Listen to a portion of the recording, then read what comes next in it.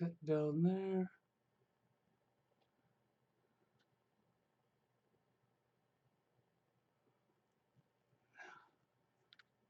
Give a couple minutes for some people to get in here.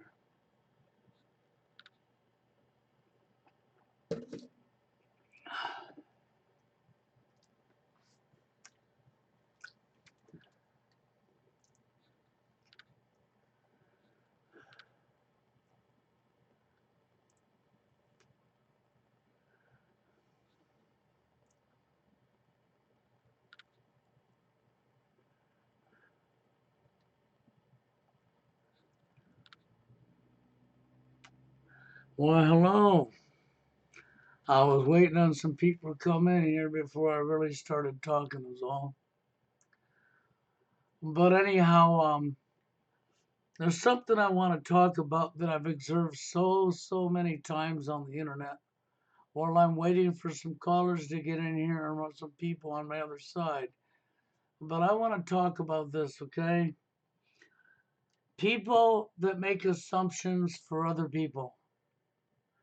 We have this happening all the time, okay? And it's just ridiculous, okay? When we have people that want to assume for other people that they've never known in their life. They don't know somebody, never met the person, never talked to the person, don't even know the person, and they start making assumptions for people and making videos attacking people that they don't even know. This is very childish behavior, okay? I'm always open to people saying, Bill, why didn't you, send an email to me and saying, why did you do this? Or why did you say that? Or what's your motive behind this? And trying to fill me out to get to know me, what I'm thinking and why I do what I do. But when you just fucking want to come right up and start slamming and calling names, or make videos saying shit that ain't even true, I think that you're a little bit on the out there side, You're a little out of your mind. But anyhow, I don't like to harp on stuff like that, but I'd like to see people give a fair chance to people as well and put themselves in somebody else's shoes and not make assumptions. Because unfortunately, when you don't know somebody you've never talked to, it doesn't matter how long you followed them. If you're not willing to talk to them, to ask them questions, and they do something that makes you mad, or you don't understand because you never asked, you put yourself in that situation. And when you start making accusations about people you've never met, the most you can do is shove your foot in your mouth. This is why I don't watch people's videos that are negative this way, because they don't know me. And I'm not going to allow anybody that don't know me to just come up and make a mockery, okay, out of what is going on here. The sad thing in reality is factual. We have a lot of people that love to make assumptions for other people. They get mad because maybe you didn't think like they think you should think. And I have Hayden with me. Welcome, Hayden. How are you? Hey, Bill, how are you doing tonight? Good, good. Glad to have you aboard. Yes, sir. Glad to be on. I'm waiting on another guest to show up as well, who's very good spoken. I'll have to wait on him to get in here. But anyhow, I was talking a little bit about people who are making accusations because I had a female on my show. Oh, Okay? yeah. Not understanding the reality is this. If you go on hating on all females and blame every female, you're only doing what the elite want you to do. And you would be wrong to blame every female in society, because it by no means is every female. I understand there's a high number, and I agree with you. I understand the corruption and how we're treating one another and how women are abusing their power. I'm with you on that. I understand TFL, men go for years being rejected. Years. okay, over and over and over again. I understand how this hurts. Believe me, I do. I didn't come up with this name by accident, okay? But the reality is simple. It's not every single woman. And we have an entity out here that's created our problems and divided us, okay? This is no accident that this is going on. And so many men are suffering. But you need to first understand who your real enemy is. You know what it does when I bring Jane on a show? When the real enemy are looking at me, it pisses them off. Why would it piss them off because I brought a female on the show? Well, because we're supposed to be fighting with one another. How dare we show that we could get along? How dare good females get together with good men and speak up against the corruption happening on the men and happening on everybody else, including themselves? Oh, well, we can't have that. We're angry at Bill because he brought a female on and we're deciding for him. So I'm going to say, okay, maybe we have a little jealousy going on. Okay. Why else would you attack a female at first sight? Either one or two things. You've let the anger get to you where you became a woman hater yourself. Okay. Or you're stupid enough to call names like simp. But with your dairy definition of calling me a simp for having a woman on, then obviously you're a simp yourself because you're not going to tell me you can walk through life and not speak to a female. And if I'm a simp because I spoke to a female, then I know damn well you're a simp because your own definition, since you're taking the definition out of content and using it in any way you want, your own definition just bit you in the ass, okay? Yeah. Because here's a guy right here calling this the simp show. Well, you know why he's here? Because he's a simp. And he knows he's a simp. Okay, that's why he's here right now, because he's a simp. So I want to introduce you to, okay, a white simp. Okay, this is probably a black simp in reality because he had to make sure and put the skin color in there. So I would have to say he's either black or he's Asian or something, but he's not white. Just by the Yeah. Well, sarcasticism of what's going on here. yeah. Under that definition alone, I mean, thinking about a woman, just thinking about a woman would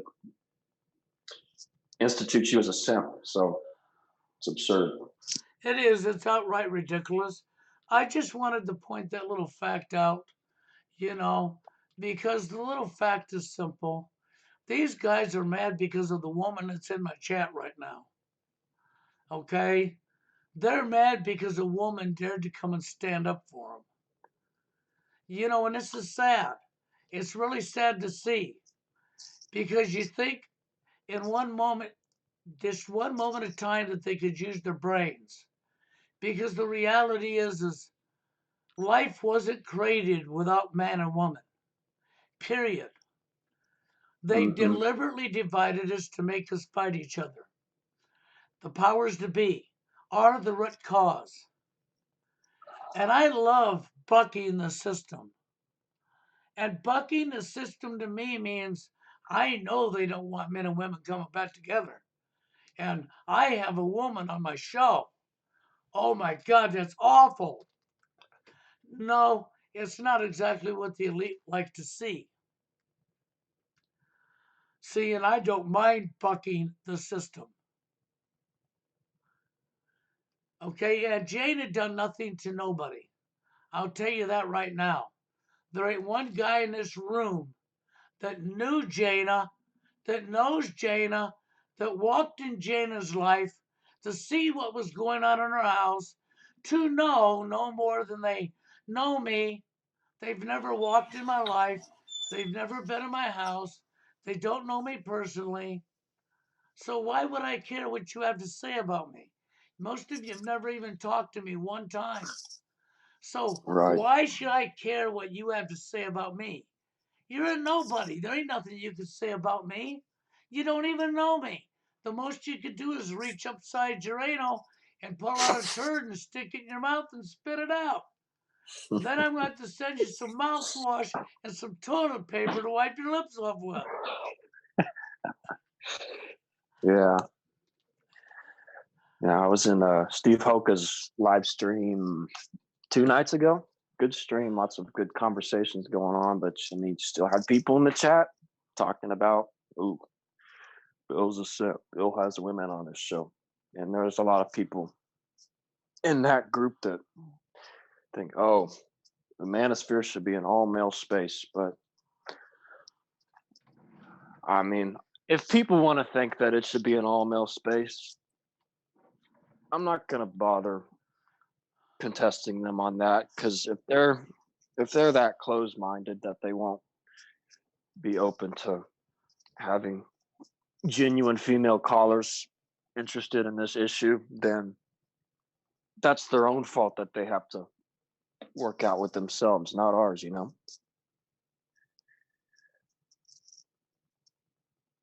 Yes, exactly.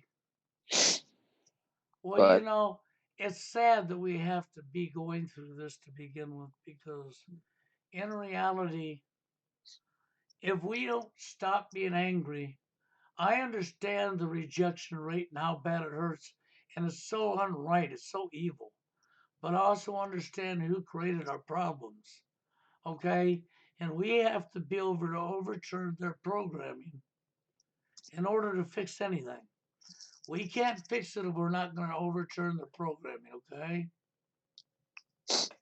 right, I mean, there is just no fixing that, because we have to understand who our real enemy is, why they've divided us, where our behaviors come from, and we have to be willing to back up as individuals, okay, and change that ourselves. Something's going on here that it's not letting me.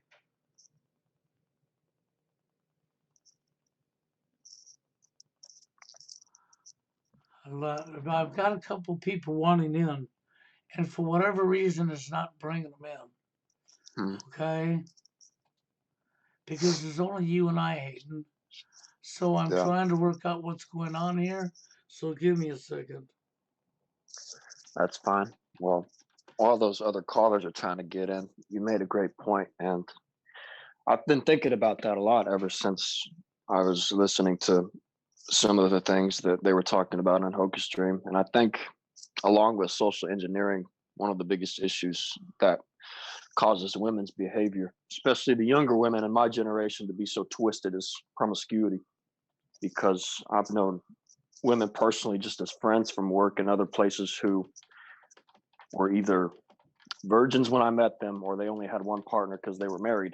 And they're some of the sweetest women you could ever meet because they've only had one partner.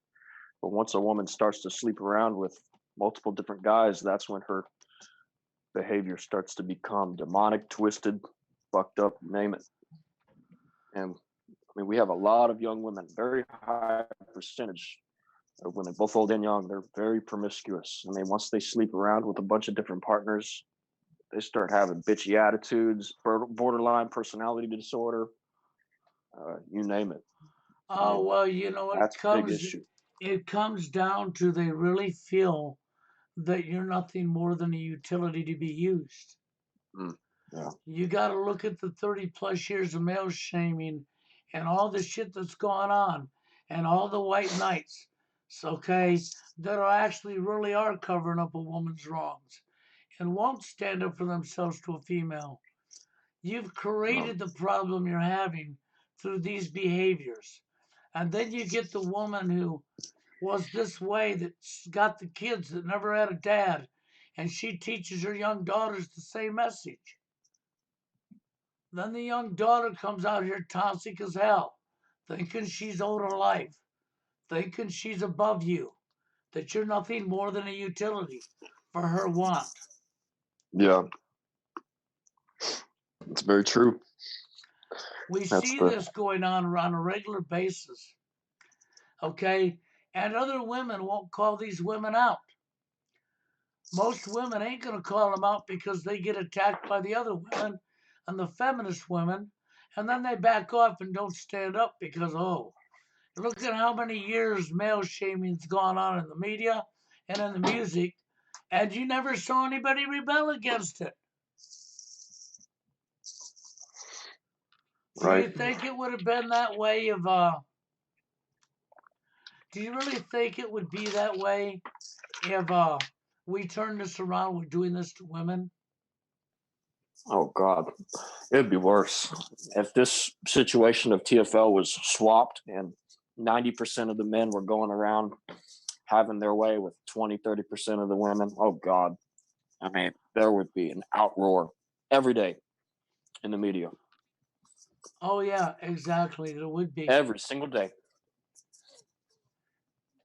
But You would have the media going off the deep end.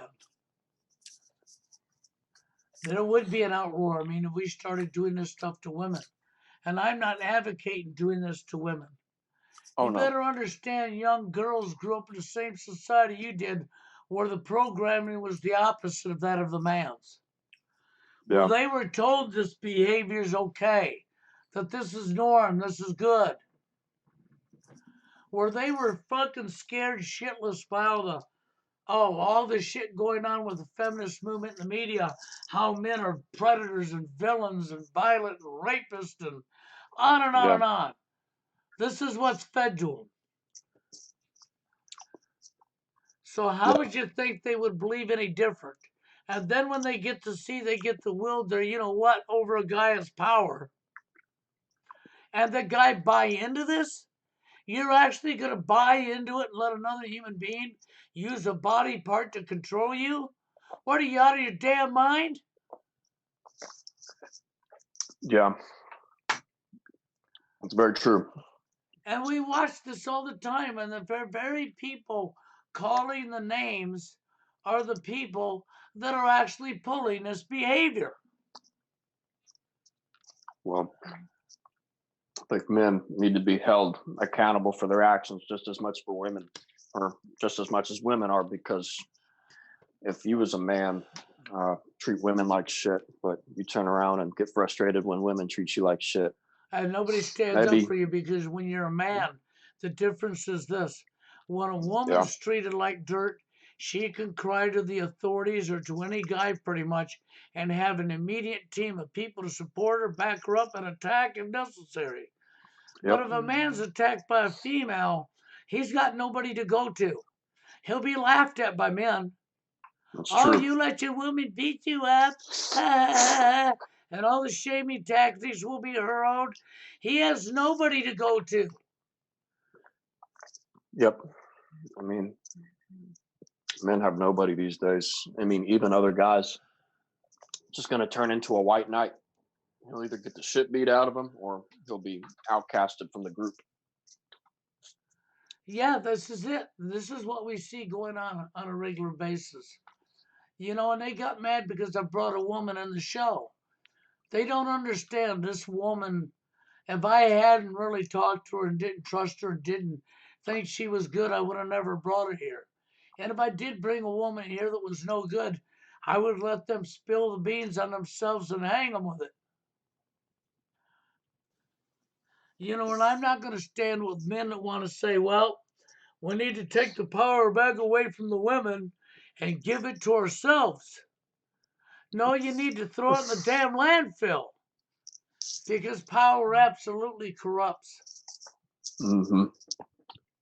Yeah. There's a lot of people that seem to think that if we shift the political laws of society to favor men in every regard, that it'll start to solve the TFL issue. I disagree because there's not a damn thing that we can do in the political arena that's going to change the fact that a lot of women in today's day and age simply are not interested in men at all. They have their dogs, they've got their families, their college careers, they've got their gay guy friends, their girlfriends to go eat brunch with and have girls' night out. They could care less about a man. So a lot of women just really, I just think they really don't care at all.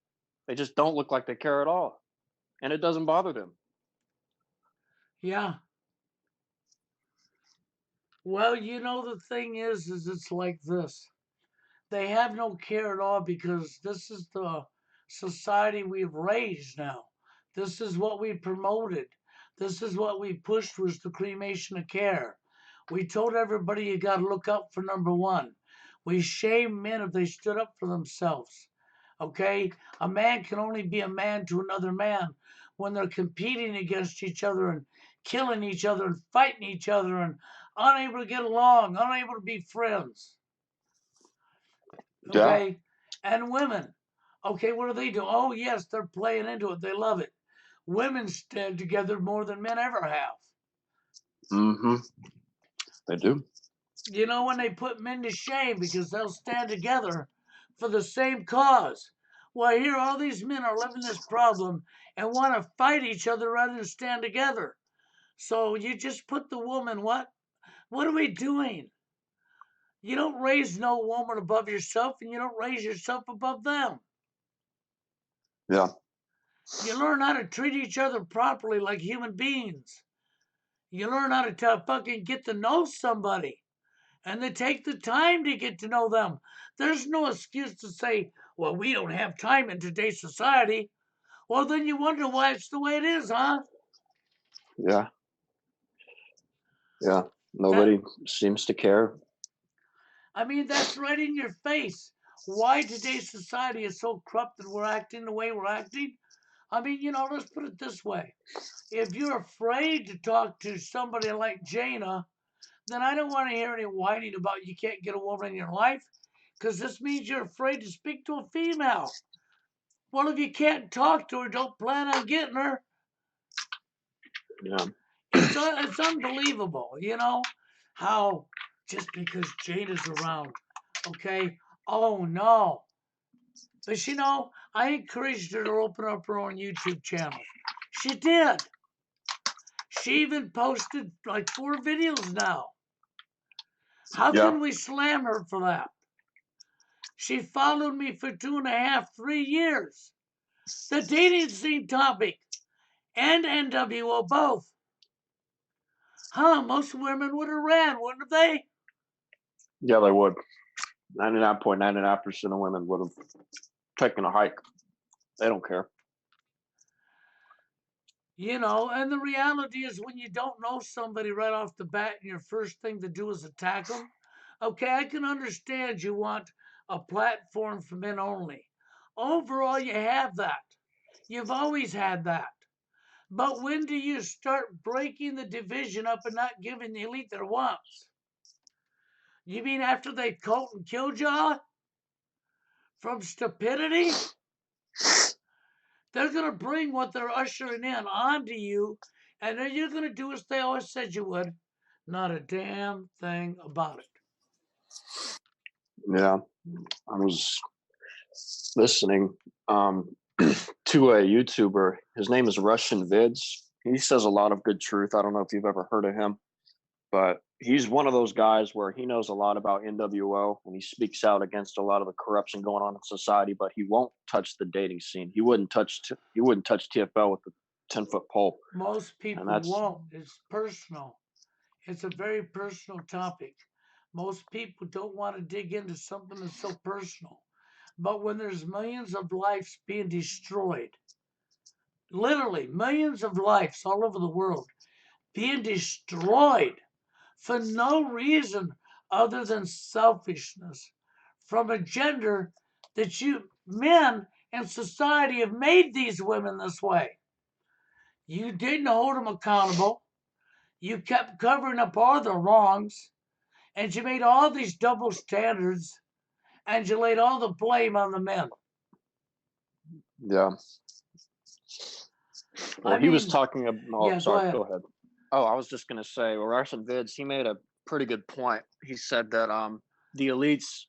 I mean, we in society, just normal everyday humans, we have our code of ethics that we live by. Being kind to one another, or at least the morals that we try to follow. And he said the elites have a code of ethics too, but it's completely different from what we think they would have. And he said that basically their code of ethics is that the number one thing they have to do is tell you what they're going to do before they do it. and that's part Yes. of their code of ethics. And that's true. It's so true.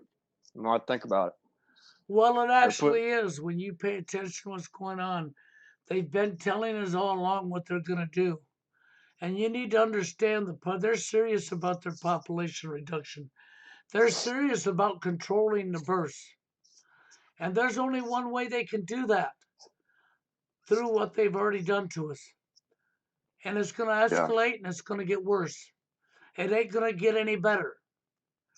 You know, you look at me, you people want to say, oh, coming around here saying I'm a swinger. And I love it. I got a swing set in my backyard. Cool. I didn't know that. Okay. I mean, the reality is a swinger. Give me a break. Give me a fucking break. This is how stupid people are. Oh, so I sense jealousy going on, is what I sense. Hmm. Okay, because he's able to communicate with a woman and I'm not. Okay, that's what I sense as jealousy. How about stop being jealous and understand that you shouldn't be jealous anyhow? It ain't like, okay, I know. You've already decided that her and I are together, right? Right? You even made that call, didn't you? Of course, your foot's in your mouth because there ain't no truth in that at all. There never has been any truth in that. Okay, no, her and I are not together. No, I don't have intentions in getting together with her. No, I haven't got laid. No, I don't want to get laid. Oh, I'm sorry. Did I screw up everything you were saying? Yeah, that's a I good mean, point. that is the reality. It's not about getting laid or getting lucky or getting with her. It's about shoving a female in the elite's face that's awake to what's going on and get him in to accept the fact if you get a few good women that come along and want to stick up for you, quit attacking them Yeah. because they're going to get attacked by their own gender. Oh, believe me, their own gender's not going to like them sticking up for you. So they'll have to No. deal with their own agenda attacking them. But why would you want to be attacking them? What, have you lost your mind? Hmm. Don't you know this is what the elite don't want? They don't want men and women communicating again. No, they don't. Elaborating on the population reduction point that you just mentioned, Steve Hoka made a very good point in his last live stream a couple nights ago. He said that a lot of mainstream people are not going to wake up to this issue until mothers from the baby boomer and the Gen X generation are realizing, holy crap, my son's not dating. He's in his mid 20s, late 20s, early 30s, and he still doesn't have a girlfriend, no wife. What's going on here? Only then are a lot of those people going to wake up and realize, hey, we got a problem here. Yeah, and he's not gonna have a girlfriend or a wife. He's Yeah. gonna get older and older and not have. And then they're gonna Yep. look at him and blame him for what society has done to him that he had no say so in. Mm-hmm. This is Yeah. what fires me up about the whole situation. These men didn't ask to be in this situation, nobody did. But I'll tell you what, they've got the dating scenes just like I put up here. Everything's upside down. People don't know what they're doing, you know, and even MGTOW. It would be good if MGTOW was practicing what it was supposed to be, men going their own way. But so many of them are jumping through the hoops to play the game, to get their you know what in a hole, and then claiming they're MGTOW. Oh, yeah. Well, that's not MGTOW at all. Okay, and that's not MGTOW at all. You're not going No, your own way. you're not. You're not MGTOW if you involve yourself with a woman in any way.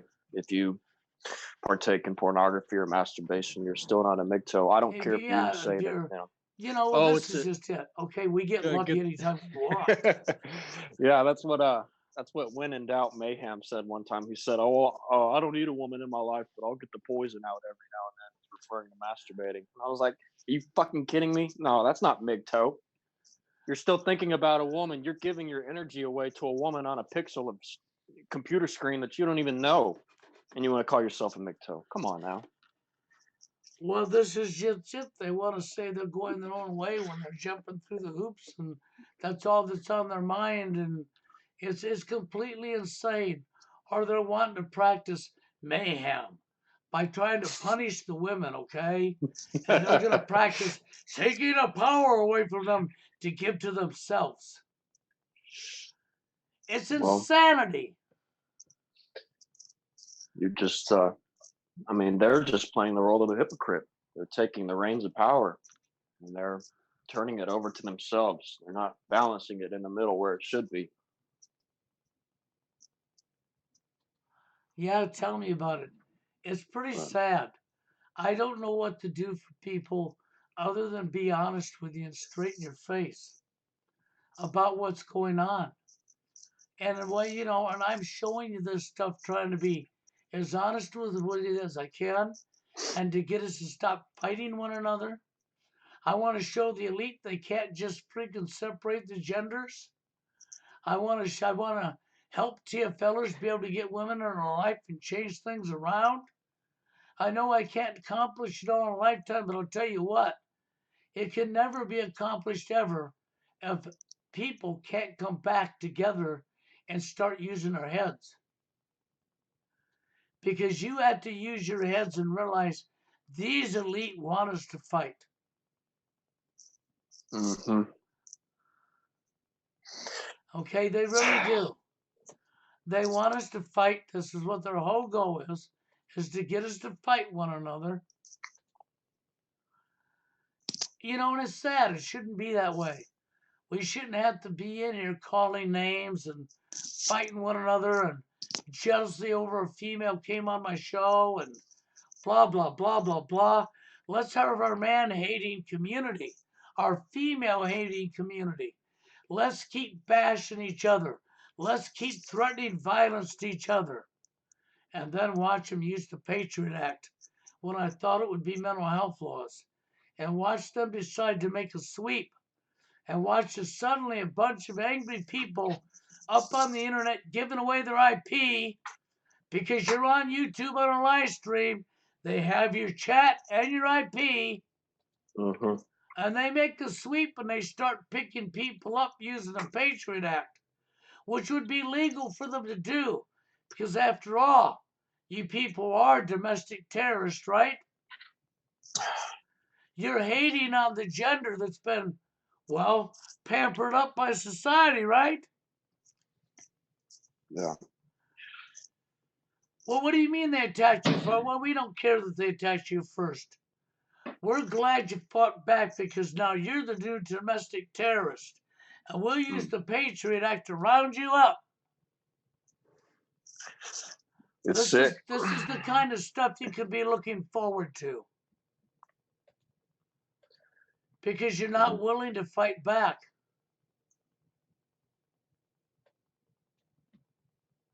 All I do is want people to be willing to stand up and fight back.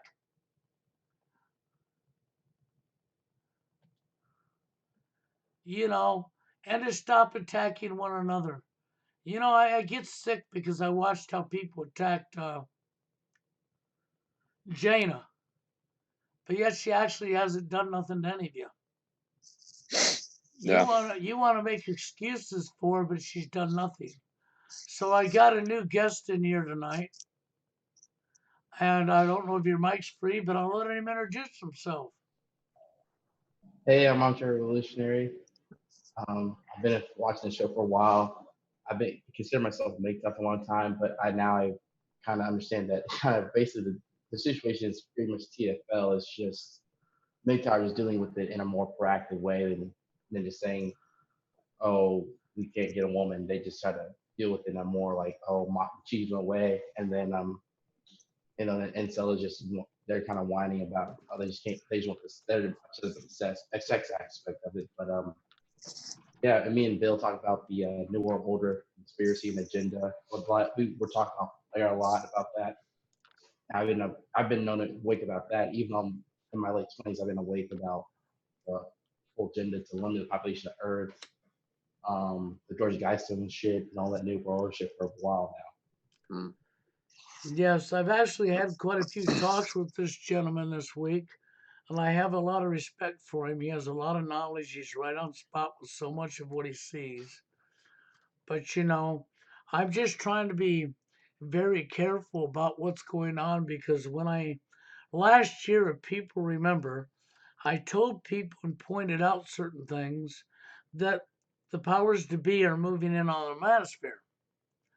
And I noticed that we got a couple agents, a couple, three agents, maybe about 4 or 5 around the manosphere. Okay. And I'm watching this stuff, and anymore I just call them employees of the establishment. And I'm watching this stuff going on. And then when I seen this incel rebellion going on up in Texas and them bringing up using the Patriot Act, then I remembered last year I thought for sure they would come up with some kind of mental health thing. Okay. But it's worse than that. When you got Texas bringing up the Patriot Act, okay, with the incel thing, I'm sorry, but that just took it to a whole new level. Because with the Patriot Act, they can use the military and round people up and take them and they can lock them up with no jury, no trial, no nothing. Because you're labeled a domestic terrorist against your own country. Mm. You will have no trial, you have nothing. They can waterboard you, do whatever they want to you. There is no jury or trial of your peers. That is what's wrote into the Patriot Act. And that is no lie. And these suckers will use it. Hey, Bill, you heard about the red flag laws and stuff? You heard about that yet? Oh, yes, the red flags laws came from the phony baloney psyops as they pulled on the public. Mm-hmm. And then All they these passed it false flag so shootings. it's mental health laws now they can take your guns from you with. Right. They can just, someone can not like you, say you label you a nut job, and then they can take your weapons, no due process in the court system. That's I mean, right. the court systems are rigged. There is no court system at all. You just railroaded, guns taken, Second Amendment rights infringed, and you're a slave. This Yeah. is exactly what that is. And I was talking about this in 2019. The red flag laws and how they used it with the psyops, the phony baloney shit, okay, the false flags, to make a running history so that they could use this law, and they're now pushing it through the United States. And at the same time they're doing that, they're pushing the Real ID Act through the United States. And at the same time they're doing that, they're moving in on the manosphere. And now Texas is openly talking about the Patriot Act, using the Patriot Act on the manosphere. Okay, that's deadlier than all of them. That's probably the worst thing that could happen to anybody in the manosphere. How can you imagine this? You're sitting at home or you're in bed one day when the military kicks down your door and you're hauled off at gunpoint to who knows where. You'll Mm. never have a trial. You'll never have nothing. Okay? And you will be guilty. You're a domestic terrorist because you're angry at women. Why not? We already hate men, don't we? Doesn't it fit? Don't you already hate men? I mean, especially hate me, right? Because I brought a woman on the show. Yeah. And the fact that it's going to be other men in that military police or law enforcement that are going to be the ones locking you up, it's just fucking sad to me. Sick. It is. They're house slaves. I mean, most men, I hate to say it, but if they had the opportunity to kill to get some pussy, they would do it. Oh, They would absolutely do it. And men, there's so many people in the military, I see it where they'll say like, we're like stormtroopers. We'll follow any order. We won't take away Second Amendment rights. We'll lock them up with no due process. You ask them this and be like, will you follow? You swear your hand to swear to the Constitution. Will you not infringe the Second Amendment unlawfully if the government just tells you to confiscate all guns in America? Would you do it? And some guys, if you guys would say, yeah, we'll do it. And you're like, what the hell? What the hell we fight? Y'all the bad guys. You don't want to do that. Oh, well, yeah, but originally they couldn't even get the Patriot Act through because it's completely criminal, okay? But of course, Eddie's not like it. we've been being run by criminals forever and ever, right? Okay? Oh, yeah. And the Criminal laws cartel. isn't for them. The Constitution wasn't for us. The laws isn't for them. The Constitution was for themselves. The laws was against us to enslave us. That's why you got more laws in the United States than you could even begin to memorize. You'd have to own an entire library to look them all up. You'd have to go to school and learn how to read legalese to understand them. Yeah, most of them are written person, and legalese is different from person when we're talking colloquially. There's so many different terms that a term you think that you know what it means something different in legalese. It's a complete other language, and they can just twist it up and make you into a criminal overnight with a Oh, stroke of a yes. pen. You could own a gun, and then stroke of a pen, you only have a single shot. Even revolvers are illegal, in the future, or they just make it where men you look at them the wrong way. You're a rapist, you're a sex criminal, and you need to be arrested immediately or shot on the spot. So with a stroke of a pen, they've made a lot of people into criminals.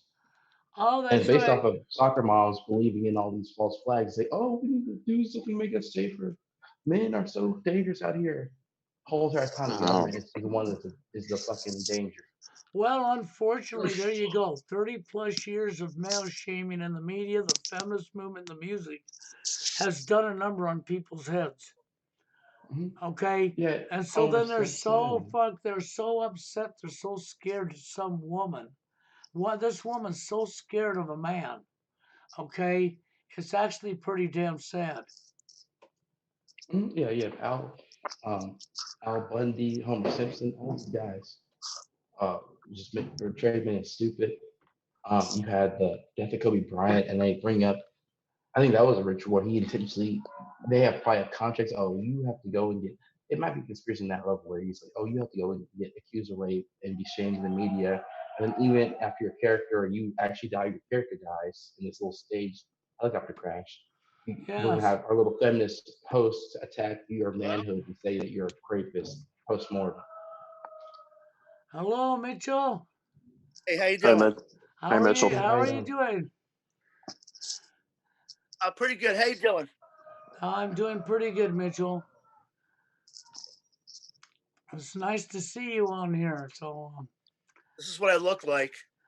hey, ain't nothing wrong with that. You look like a human being to me. So, what's the topic today? Well, we were talking about the Patriot Act and what they can actually use it for against the manosphere. It can be used against the manosphere because if you've got a lot of hatred built up towards your opposite gender, rightly so, but they can easily manipulate them words and they could say that you're actually a domestic terrorist or they could put you in that category because they can use their phony baloney stuff like Elliot Rogers. They can use the Canada thing, and I wouldn't be surprised if they do something else. They just stage another military exercise drill, okay, and blame it on an incel or a TFLer and hype it up in the media, scaring the shit out of the public. And because Texas right now has the incel rebel, and they're talking about it, and they're talking about using a Patriot Act. Well, but if they use the Patriot Act, they can round you up for no due cause. You won't have no trial. You won't have no jury. You won't have no court. You'll just be locked up as a terrorist against your government and your society.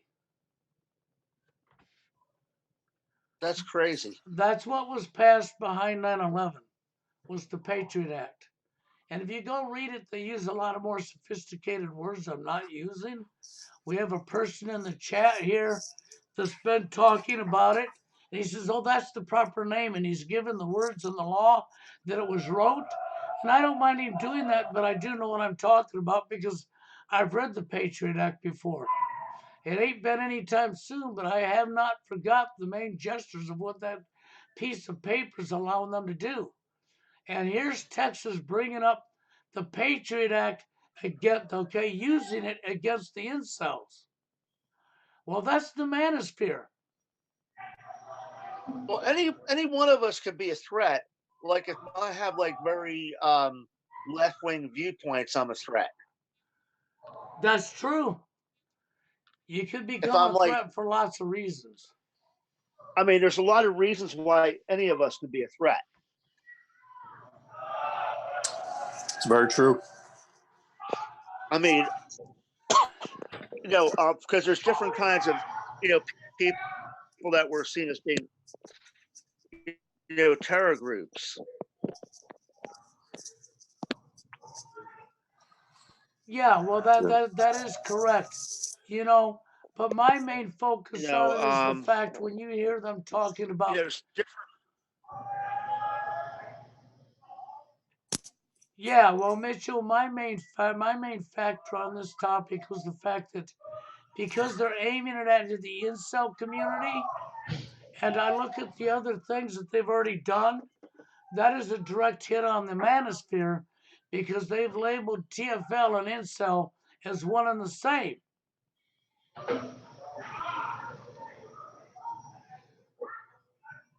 And that's dangerous because the incels already been, they used the Ellen Everything. Rogers hoax as a catalyst to say incels are dangerous. They shut down a website called PUA Hate back in the day when Rogers thing happened. So they can use that to censor the truth in the internet. Yes, exactly. This is the First Amendment problem, Second Amendment problem, and all the amendments problem. But it's mainly the First and Second Amendment because they really wanted to tell the First Amendment, and that's what they're doing on Google does that all the time. They'll take down videos of people saying the truth about a false flag, and then they'll take it down the video the next day. Yeah. Well, I had that stuff happen years ago when ISIS first come out. Okay. I posted a video showing people it was fraudulent, and that video lasted like 10 minutes the first time. And the second time, about 6 months later, I did it again, and it lasted about 2 minutes. And both times I got a strike on my channel for showing that video because it showed the real truth that they didn't want people seeing. But of course, you know me, I had to be a smartass and do it while they were pushing ISIS on the people and telling them we got to keep them out of the United States. They're a terrorist group, right? And then meantime, here's their website and here's local phone numbers in the United States that are legit. Okay, of course they didn't want the public to see that, now did they? ISIS also means in Israeli Secret Intelligence Service, so the name is accurate. Yeah. Yes, it was so in their face, it's just. And my I whole think thing it's is, attack on they call it ISIS. Think about it. It's an Egyptian goddess. ISIS. So it's kind of like they're taking a positive thing from history and then warping it into something negative where it's just an Arab. The whole thing is the Arab guys. You can tell they're white underneath they're typically Arabs are tannic, right? But these guys are totally white. I mean, just when you look at most of the Jihad Johnny and all that shit, well, they're straight from the fucking UK or some shit, or Israel. I mean, or they're Central European Jews or some shit. Yeah. That also reminds me of the Crips and the Bloods, the California gangs from the 80s and the 90s. They originally started off as peaceful groups to build up the community until they were infiltrated by the CIA. Well, the Black Panther Party, when they destroyed the Black Panther Party, they fractured, and which was a positive. Sorry, that was a positive group feeding kids and just for civilian self-defense. And then they destroyed that with a crack and locked them all up or put them on crack. And then took over was the street gangs actually just terrorizing the community. So you had the whole. You kind of look at the music, the shift from Public Enemy, Fight the Power, to NWA, let's just fight each other. We'll say F the police too, but at the end of the day, their message in the group is fight each other, terrorize young women and children, and fight each other in the street. And Bloods and Crips, they fight each other. They don't fight the police. They fight each other. Yeah.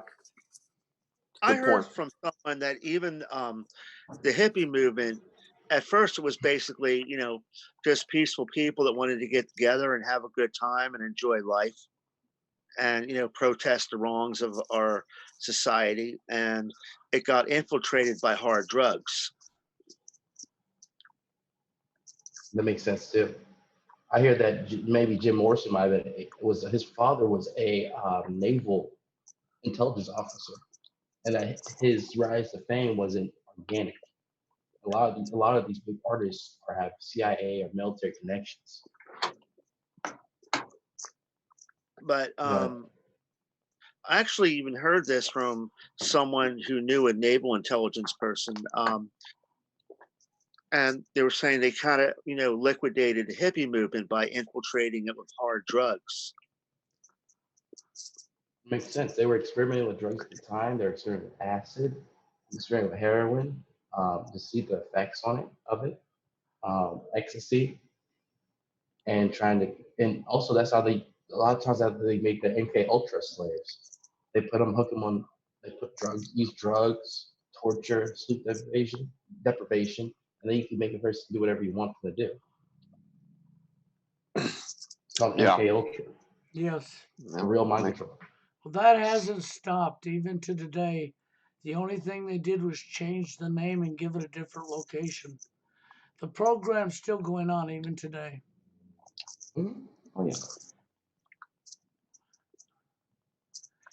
You know, and a lot of that is, I mean, it's the mind control that's led people to the behaviors because they don't realize the social engineering is a form of mind control. They get you when you're young, and everything you ever earned is a lie. Okay, It's all and done by symbolism. well, it ain't just it's a lot more than just symbolism. But you're right. There's a lot of symbolism involved for sure. But they know how to control us through subliminal symbolism. Well, that and the television set was the biggest weapon ever invented. Yes, Yeah, I mean that's that's what I. mind control weapon ever. Yes, it It's literally kind of is. like you have like different types of cola, right? Coca-Cola, but you'll have other generic brands. It's that big red, Coca-Cola logo that draws your eye in.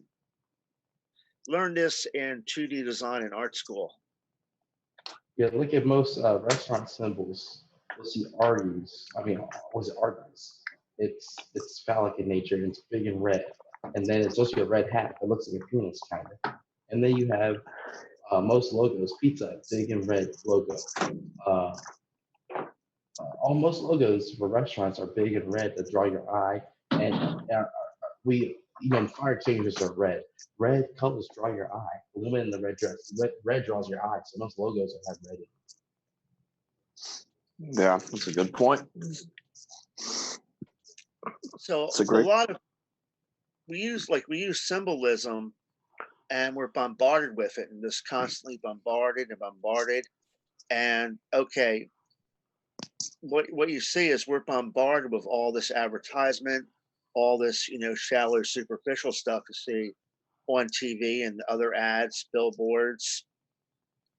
When you get on the web, get on your computer, you're just bombarded and bombarded and bombarded with all kinds of advertisements, all types of commercialism, and you're just bombarded. And like most of us are just overtired, overstressed. Yes. And then I was going to call something out here real quick. To off the grid. This hell by the dashboard light you're seeing in the chat is not the real hell by the dashboard light. This is the fake, the imposter, the troll. So I just thought I'd let you know so that you don't think you're talking to the real guy, the real hell, because that's not the real hell by the dashboard.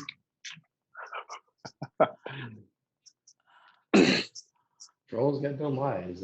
Oh, they don't never give up, you know. They got nothing but time to create people's channels and mimic them. seems like what was my favorite troll was that woman known as what was her name, Sarah Boston or something. Diana Boston. Yeah, you're talking about Diana Boston. Oh my God, that woman was crazy. Well, later on I find out that Diana Boston's actually an employee of the establishment. She wound up telling on herself when I invited her over to Blog Talk Radio, and Blog Talk Radio made sure and she didn't show up, but then she did show up with all of her minions, and they were all trying to get into my show to attack me. And since she wouldn't show up herself, but she had her minions there, I went and played the video in question, and then I paused it and commentated on what I was seeing. And then when it archived, suddenly it never went up. And so then when I get out of Blog Talk, what happened to the show? Oh, it's a glitch on our side. We'll get it fixed and up in a couple hours. Well, when it went up, guess what? I was talking to myself because they removed all the audio from Diana Boston's video off of my stream. So then I was just talking to myself. So really what they done was they ratted Diana Boston out, that she's actually an employee of the establishment. Because why would Blog Talk Radio go to the extremes of ripping all the audio from Diana's Boston's video out of my stream?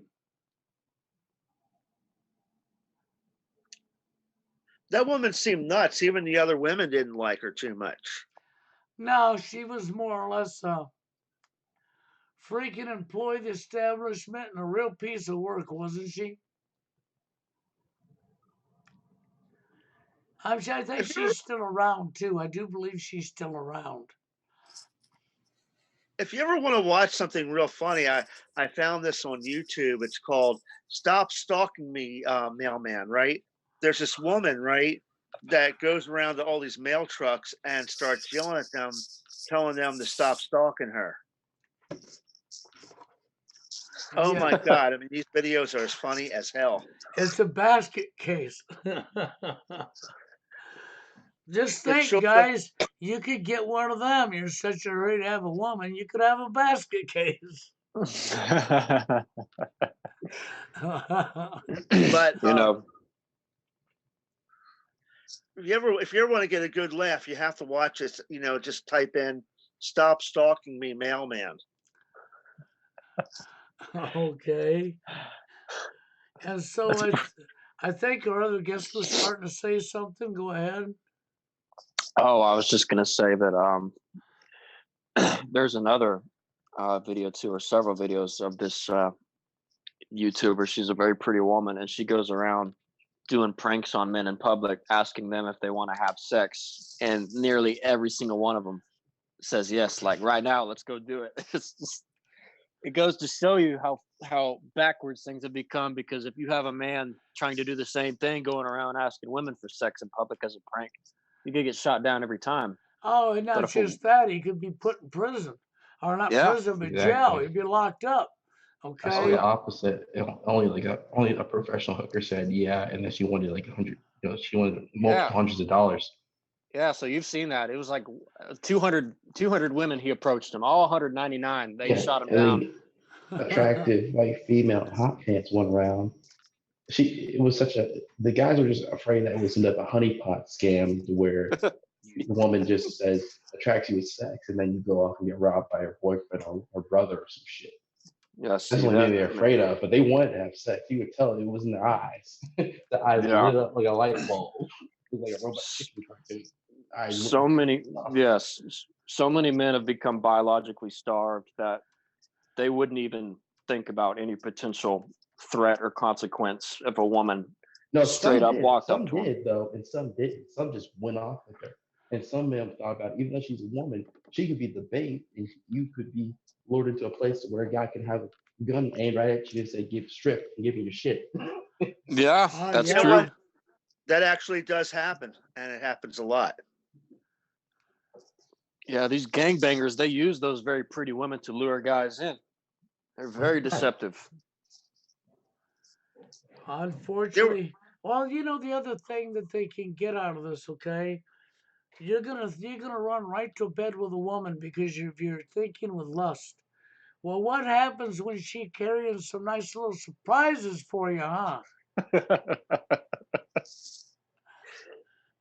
Up at the doctor, I got a problem down here.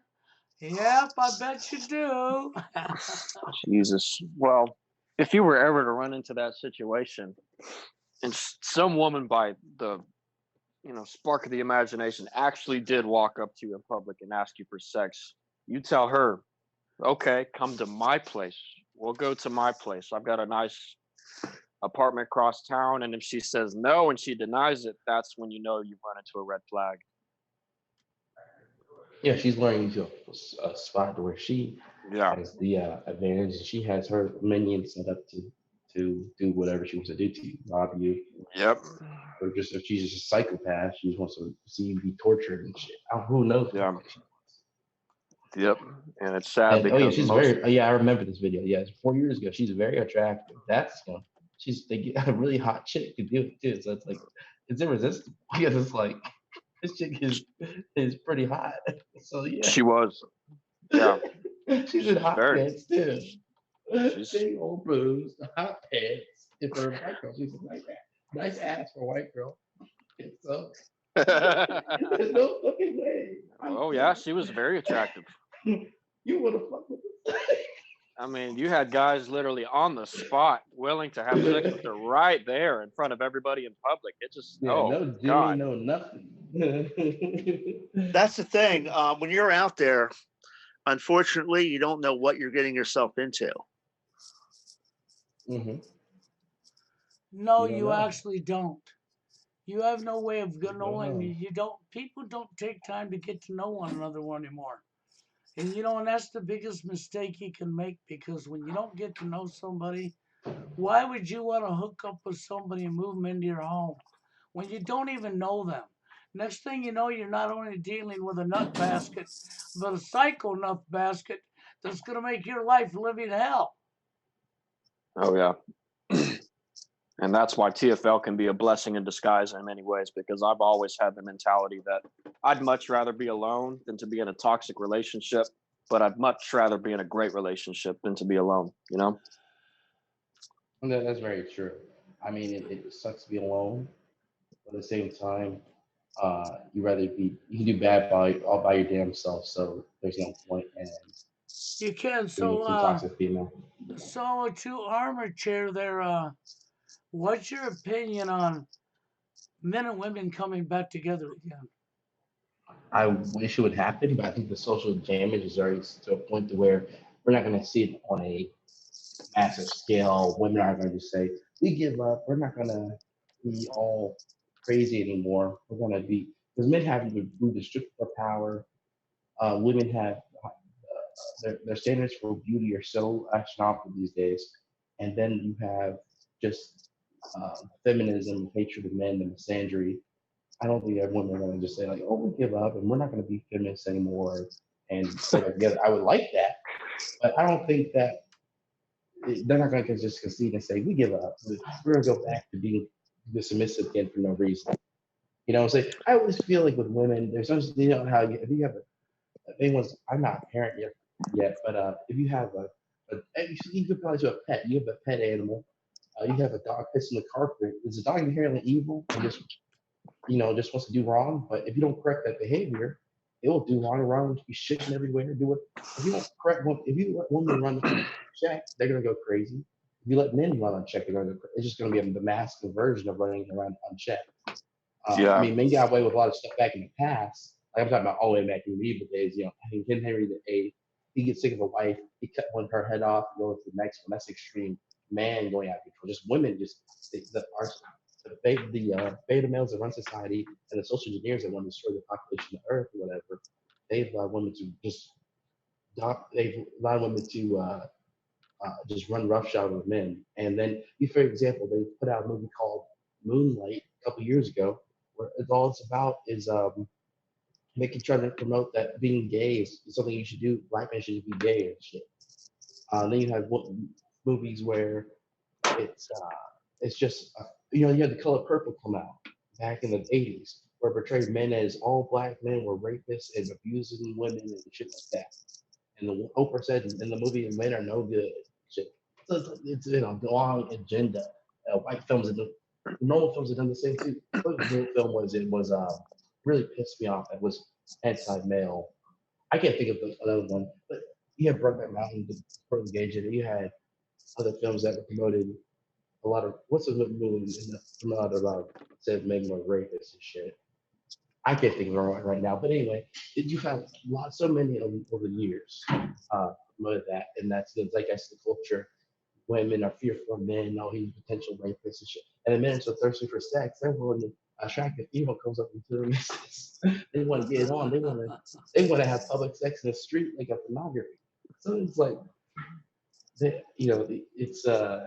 it's just what's done to us. I saw I'm in the military. I saw a gay Air Force guy look me up and down like I was a snack the other day. So it's like Oh, you have like a lot of homosexuals and that's the agenda too, because men are expelling energy in a way that doesn't lead to procreation. Um, and if think about it, especially if homosexual guys are going to pick up a rebel against the government if they try to take guns and do patriotic shit. That's only gonna be a masculine man that does that shit. So if you're a homosexual, you don't care about freedom. You care about your next sexual conquest.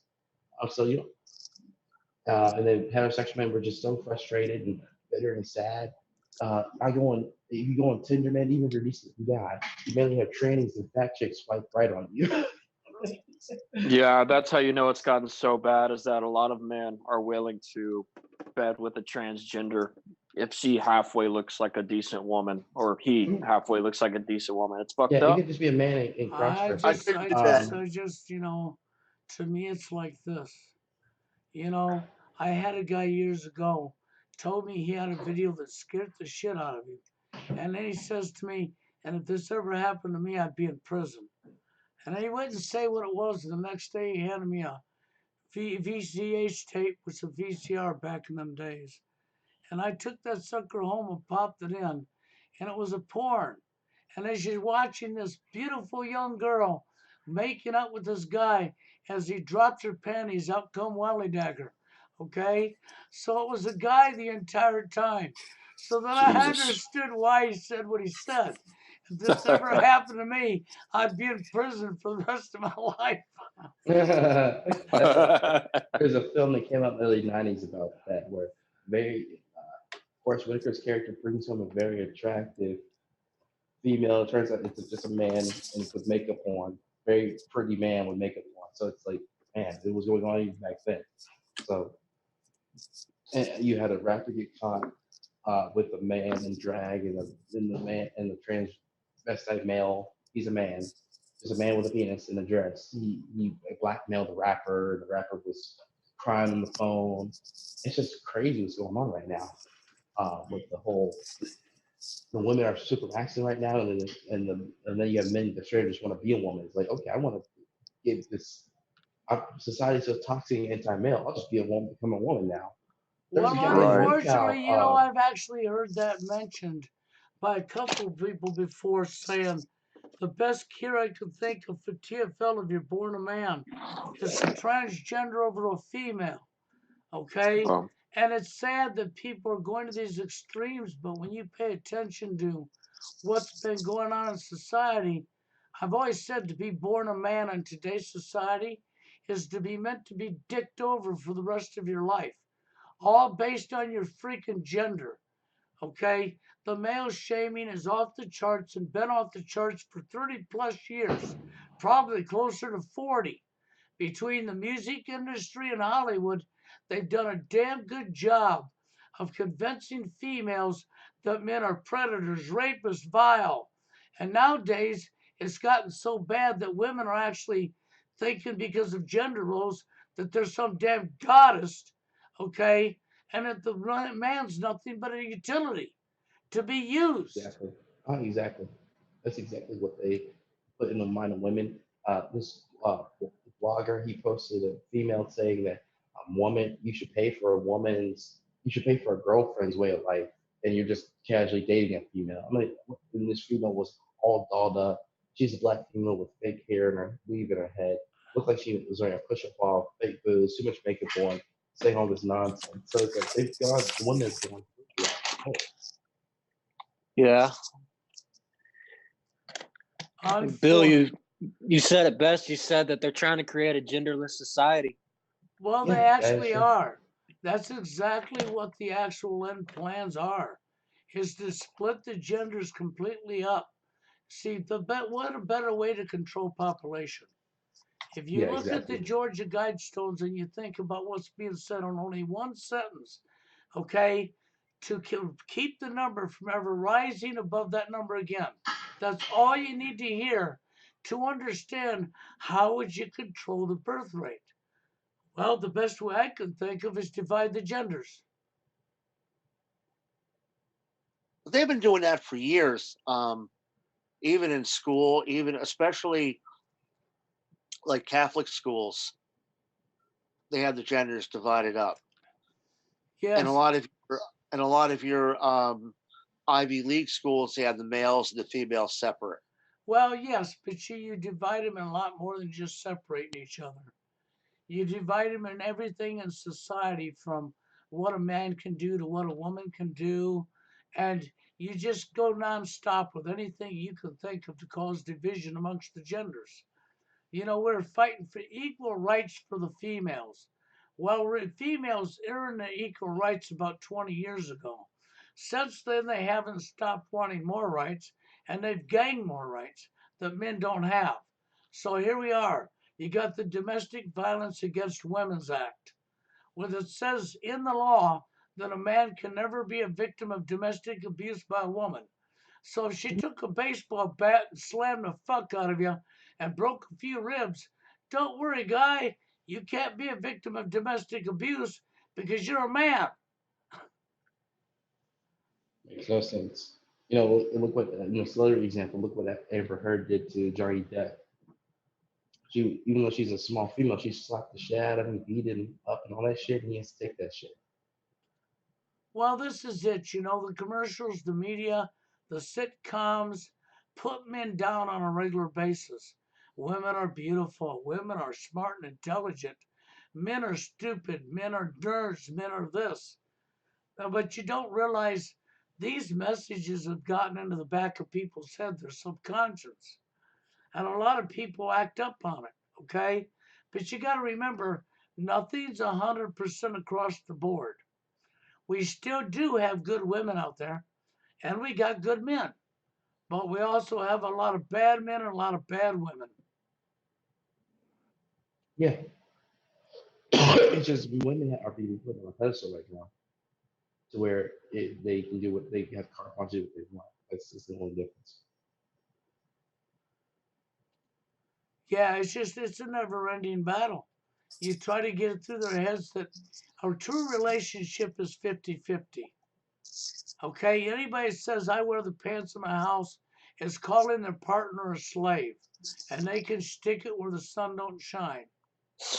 Okay, because there ain't nobody that's your damn slave. Okay, it's about liking somebody for who they are, not who you want them to be.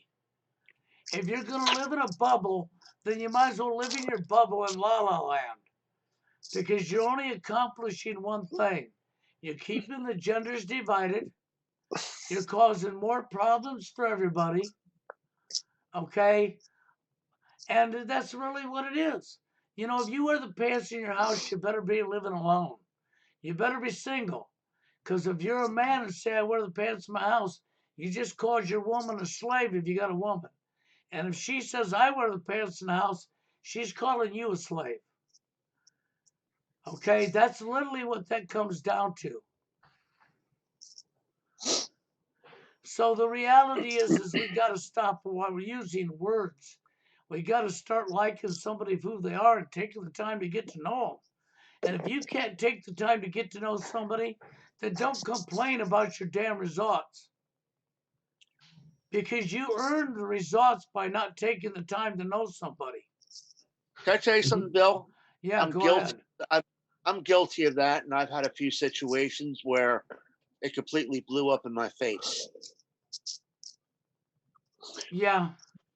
Yeah. Unfortunately, I've, you know, I've Mitchell, done that. I've been there, done that. yeah, I would never blame you, Mitchell, because all of us go through life and all of us make mistakes. I think the most important thing we can do is learn from our mistakes and never hold somebody else's mistakes above their head as a weapon, because you're fucking full of mistakes yourself as a human. And if you want to deny your mistakes as a human, then you'll never prosper or grow, because You have to recognize your mistake and be willing to correct your mistake. But I've made that mistake before where I've gotten involved with relationships too fast, and it kind of blew up in my face. And who got hurt? Me. Yeah. Yeah, me too, Mitchell. My emotions got splattered. Yeah. I mean, you go out there, like I said, you really don't know what you're getting yourself into. And a lot of times, especially if you're an emotional person where you want to have that attachment, you don't know, how, or when someone's going to get weird on you. Anybody can get weird on you just like that. Yes. They can. Anybody can get weird on you. So I've made that mistake before. You basically want to know, the pros and the cons when you're getting involved deeply with somebody. You want to know the pros and the cons. Yes, Yeah. exactly. And that's just it, Mitchell. I mean, I've had the same problems going back to even recently that, out of desperation and loneliness, you make bad decisions and you try to get together with a woman and you don't take your time to get to know her as a person, and everything falls flat on its face and you're right back in the situation you were in from the get-go. I was dating this crazy woman from England, and everything was fine. She came over here, we had a good time, we had intimacy and everything, but she wanted me to come and move to England with her. But she was starting to get weird. I mean, there were all kinds of red flags going up. She was going on these jealous things and going on these jealous meltdowns with me. And God forbid if I went over to England, God knows what could have happened. Oh yeah. Especially not being in my country. Yeah, that's a good point. I had a lady my age that I met through online dating, and she approached me first. She seemed like the sweetest woman in the world. She was just telling me all these things I wanted to hear, giving me all these compliments, basically just buttering me up. So we go out on a couple of dates and, take things way too fast. And, one thing leads to another. Next thing you know, she's starting to show her true colors. And I mean, I'm talking about a woman with just full blown borderline personality disorder. Like 1 minute, everyth's cool. And then it's like you can look into her face and it's like something possesses her and she turns into a fucking demon. And it's like, what the hell have I gotten myself into? And so that didn't last long. I dodged a bullet with that one. But man, got a lot of women out here that you have to be careful with because they can tell you a lot of things that they don't actually mean from the heart. They can tell you they love you. They could tell you you're handsome. They could tell you, oh, I want to have a family with you. But if a woman's coming on to you that quick, that early in the process of getting to know her, I mean, I'm sorry. I mean, that's a red flag right there. Yeah. Because normally they don't do that. Yeah, Nope. and unfortunately, most men fall for it because they're so lonely and desperate from the get-go that when they finally do get into a situation where a woman's buttering them up, they fall for it, hook, line, and sinker. And they don't stop to think that, hey, this woman could be double trouble for me. Maybe I should back off.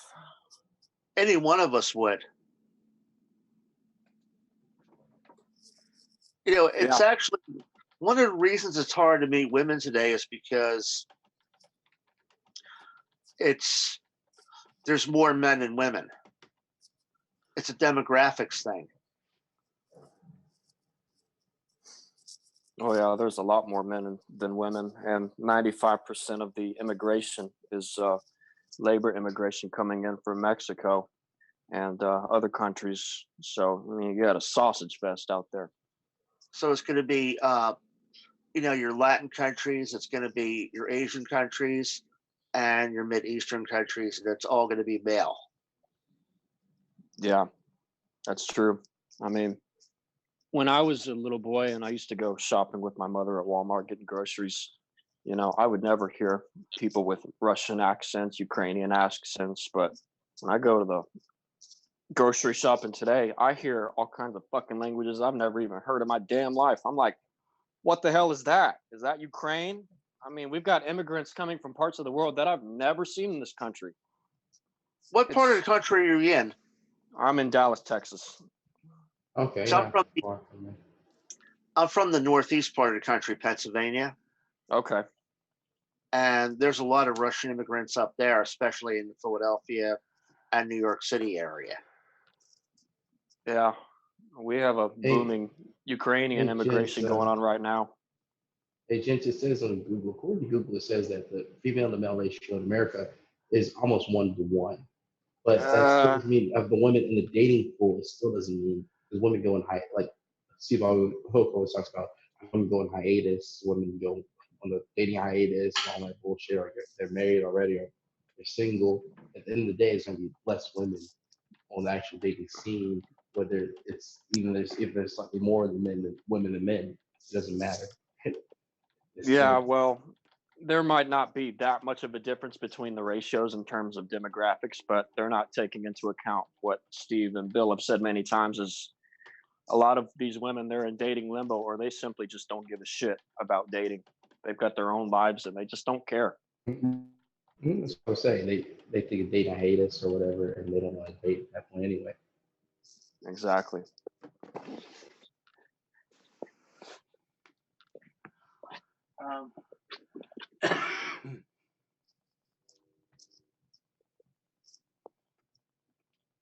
Bill, there's a popular song out on the radio being played in the clubs, and just one of those songs that blows up every now and then that the elite push, and the young women in my generation go crazy over it. Armchair Revolutionary. You might have heard of this song as well, but I'll just share a few of the lyrics with you just to give you an idea of some of the male shaming and the subliminal NWO messages that are going on in the song. I can't remember the title of it. It's one of those hip hop songs that women dance to, but here's how some of the lyrics go. All right, listen to this.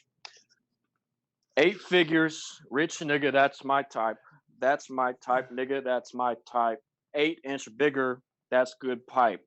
Bad bitch, I'ma ride a dick all night. You see that?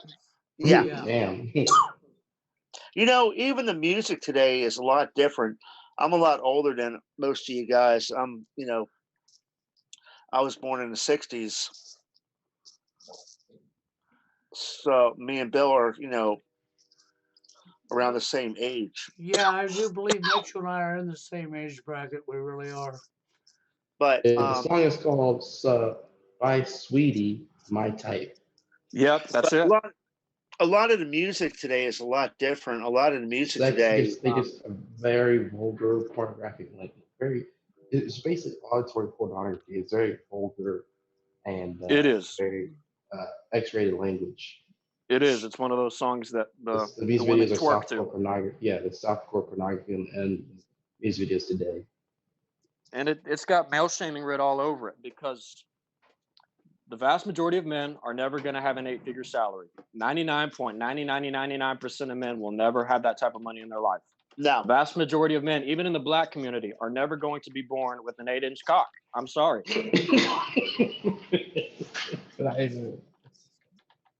So the song is basically implying on a subliminal level that if you don't have an 8-figure salary or you don't have an 8-inch cock as a man, you're a fucking loser.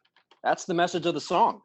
Yeah. They're trying to break our self-esteem down, like the media, not just us, but even the women too. It's just they're trying to just break our self-esteems down to nothing. They're trying to, make us feel like we're total pieces of shit. Yep. They're doing a fine job of it. That's why you have all your gangs, all your violence, all the hard drugs, because people are trying to have something to belong to. People have a lot of anger, and people are trying to self-medicate themselves. That's exactly right. That's how they're destroying the society. Now, I don't know if I really think that it's all about profit and using us as basically a cash cattle, but that's what I really, and they don't really care what the results are. They don't care who gets hurt in the process. Nope. That's just it. But yeah, I just thought that was pretty interesting. They just really don't care, who or what gets hurt. It's all about them making a profit and on the backs of the average everyday person.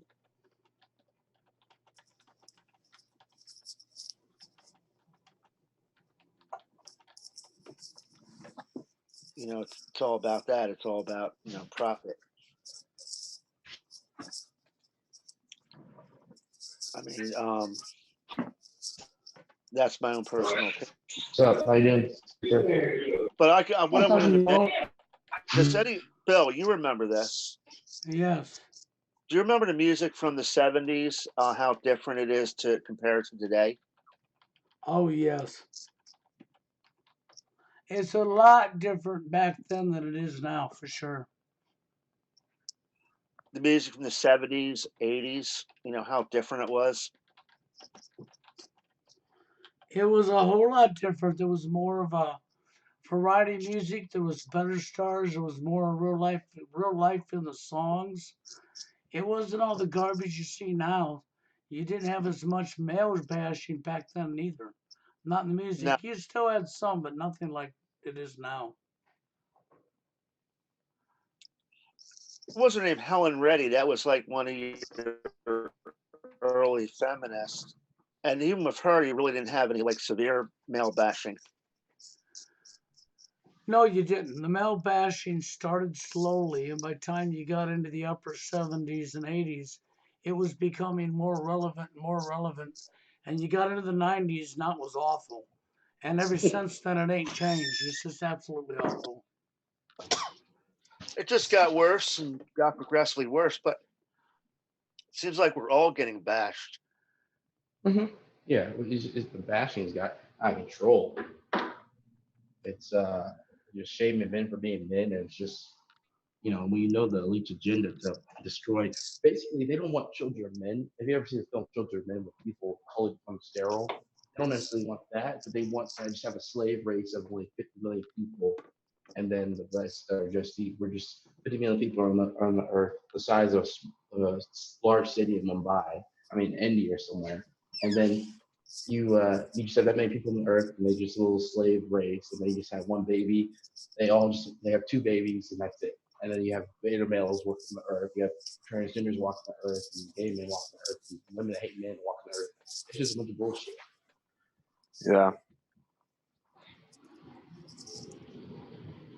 Hey, Armchair, I wanted to ask you real quick because you said you weren't too far from me. What do you think about the Hispanic population? Because I don't see much TFL at all in the Hispanic population. What are your thoughts on that? I think they are. There was a young Hispanic guy that says, "Oh, I want to just buy a hooker." He said, "I'm in the military." He said, a young Hispanic guy said, "I want to just buy a hooker." I think Hispanics, they typically what says Hispanics is that they have a large population and they're willing to date.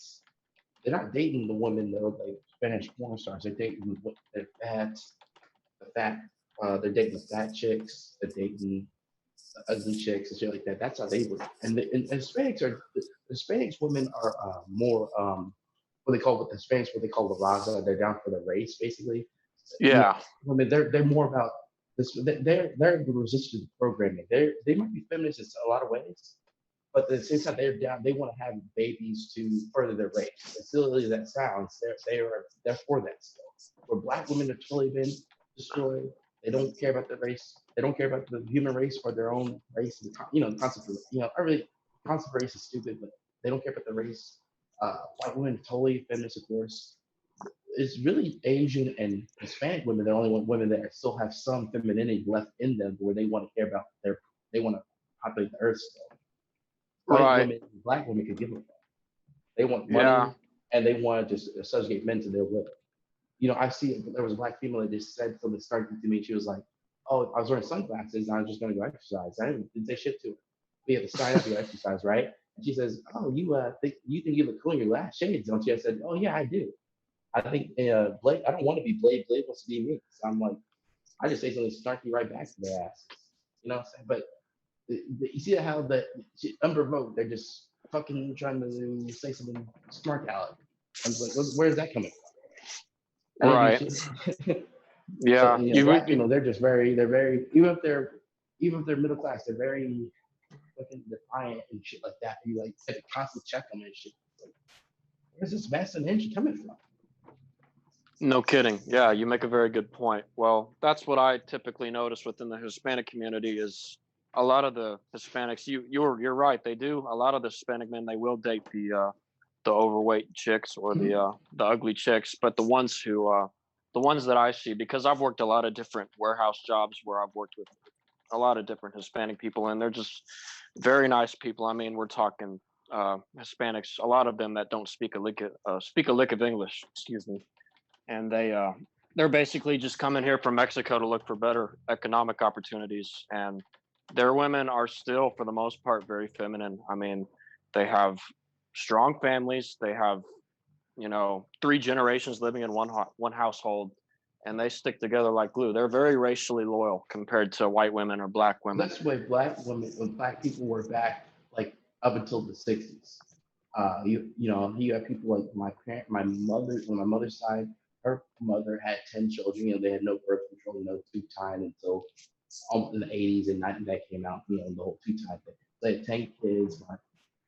My dad's mom had 6 kids and multiple marriages, but they at least got married. Her Right. first husband died, so she couldn't help that.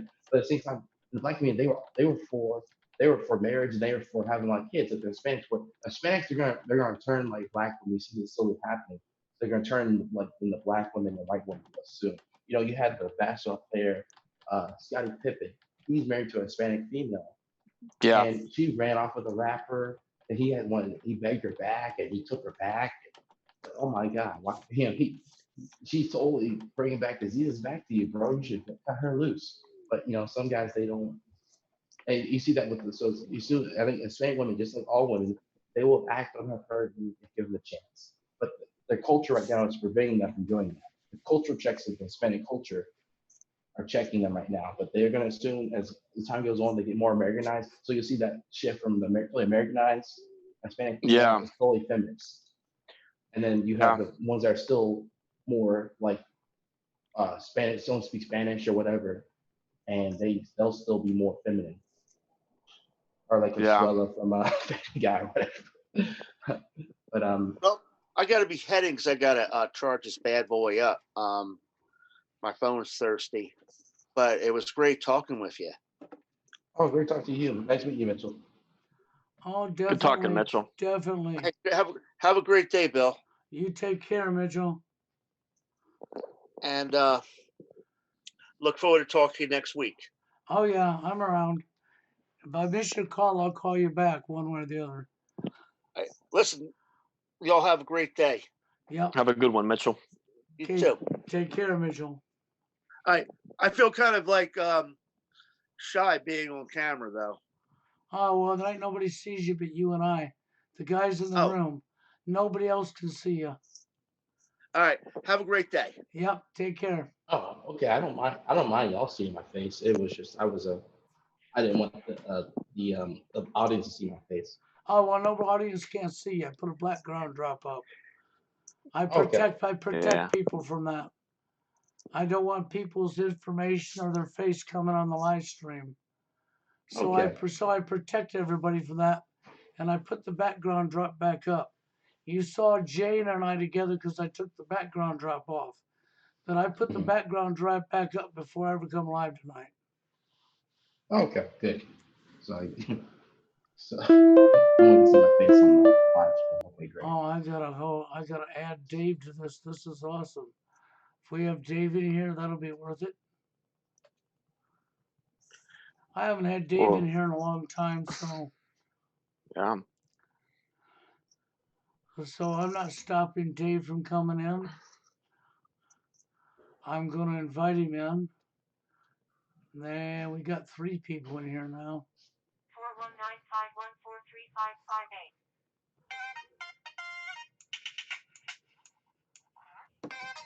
I don't know the numbers, so I'm not answering that.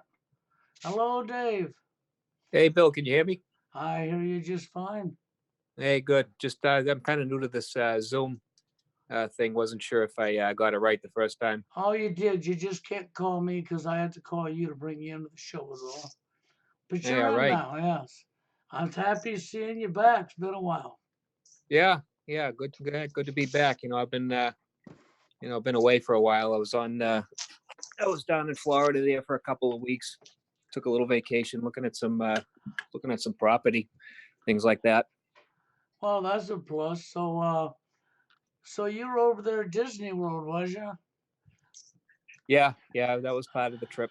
So, why don't you tell everybody what you saw as far as couple goes at Disney World? That'll give us an update of what you actually saw.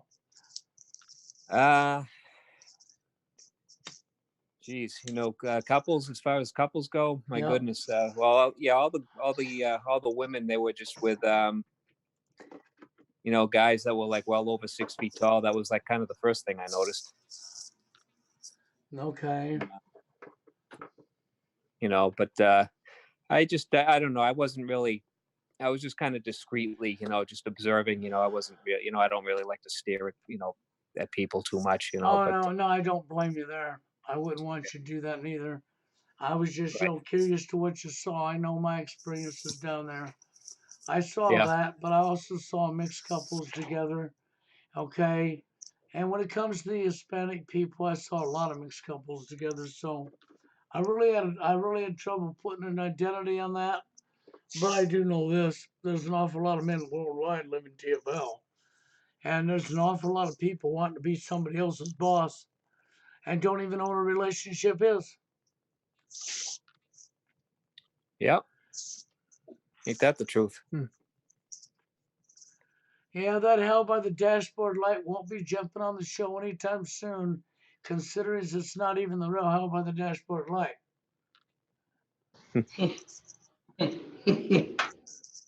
Yeah, that's a good point, Dave. I mean, I see a mix of the dynamics. I see the so-called good-looking tall guys with women, but for the most part, I still see a lot more of the little goofball, pretty boy type guys who are with the women, or white women to be more specific.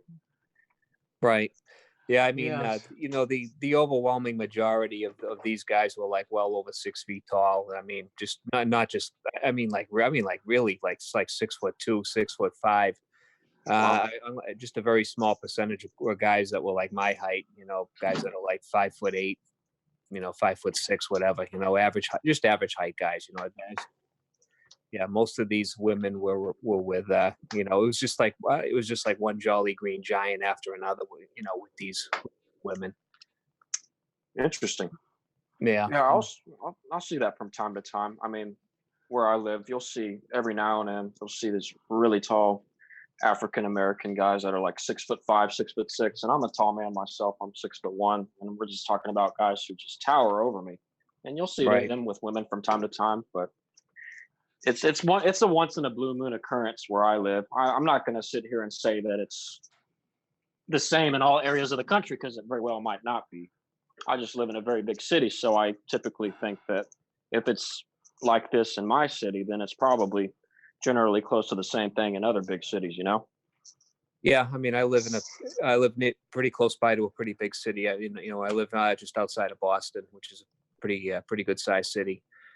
And yeah, I mean, I see plenty of it up there too.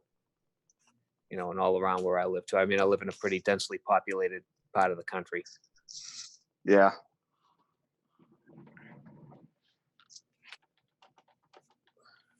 Yep, there's a infestation of single mothers in my area. It's glorified, especially in the Black community. It's not just accepted. I mean, it's even getting to the point where I'm seeing lots of single mothers in the white community too. But that's still not as prevalent because a lot of white women aren't even having children to begin with. They're focused on their jobs. They're focused on their careers. They could give a shit less about trying to build a relationship with another man. But not only is the single motherhood issue accepted in the Black community, it's glorified. I mean, single mothers probably have more options than single women because it's the juggernaut effect. Yeah. Yeah, they do, for sure. Unfortunately, some people want to say it's the single mothers that are causing TFL. No. Well, okay, and they're not the cause of TFL. That is social engineering all the way that's responsible for that. Because that's what caused our behaviors to begin with. You have years of hard work on the elite side to change our perception and our behaviors. And that is the main cause of TFL right there. Yeah, Bill. Well, I think the depopulation agenda is going to take out the white community before it takes out any other community, because even though in the Black community you have a lot of broken families and single mother households where the father's not around to raise the children, at least in the Black community, a lot of these women I see, especially in the lower class, they still procreate a lot. They still have a lot of children. So in a certain way, they are fighting back subconsciously against the depopulation programming. But at the same time, it's a weird dynamic to where they're having lots of children, but they're having lots of children in a situation where the father's not around and the mother's stuck working 2 or 3 jobs trying to raise the kids. So it's a very weird dynamic. Hard to put your finger on how that's going to play out. Trying to raise the kids. So it's a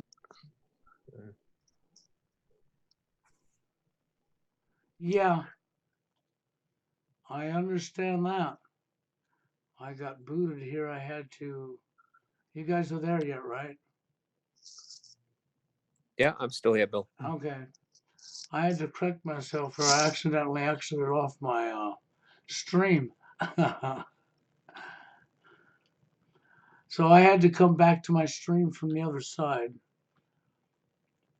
I meant to click off another browser I had open and clicked on my stream. Wasn't that nice?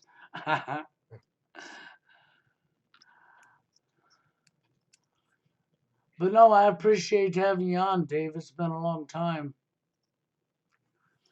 Yeah, thanks. Appreciate that.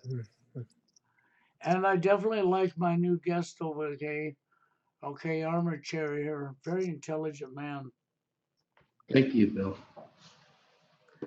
And this is just it for me. It's about keeping it real. It's not about calling names. It's not about BSing.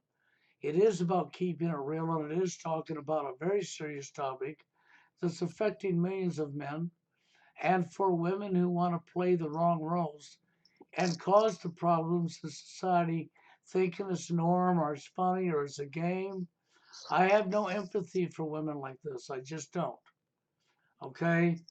Because there's no such thing as a utility.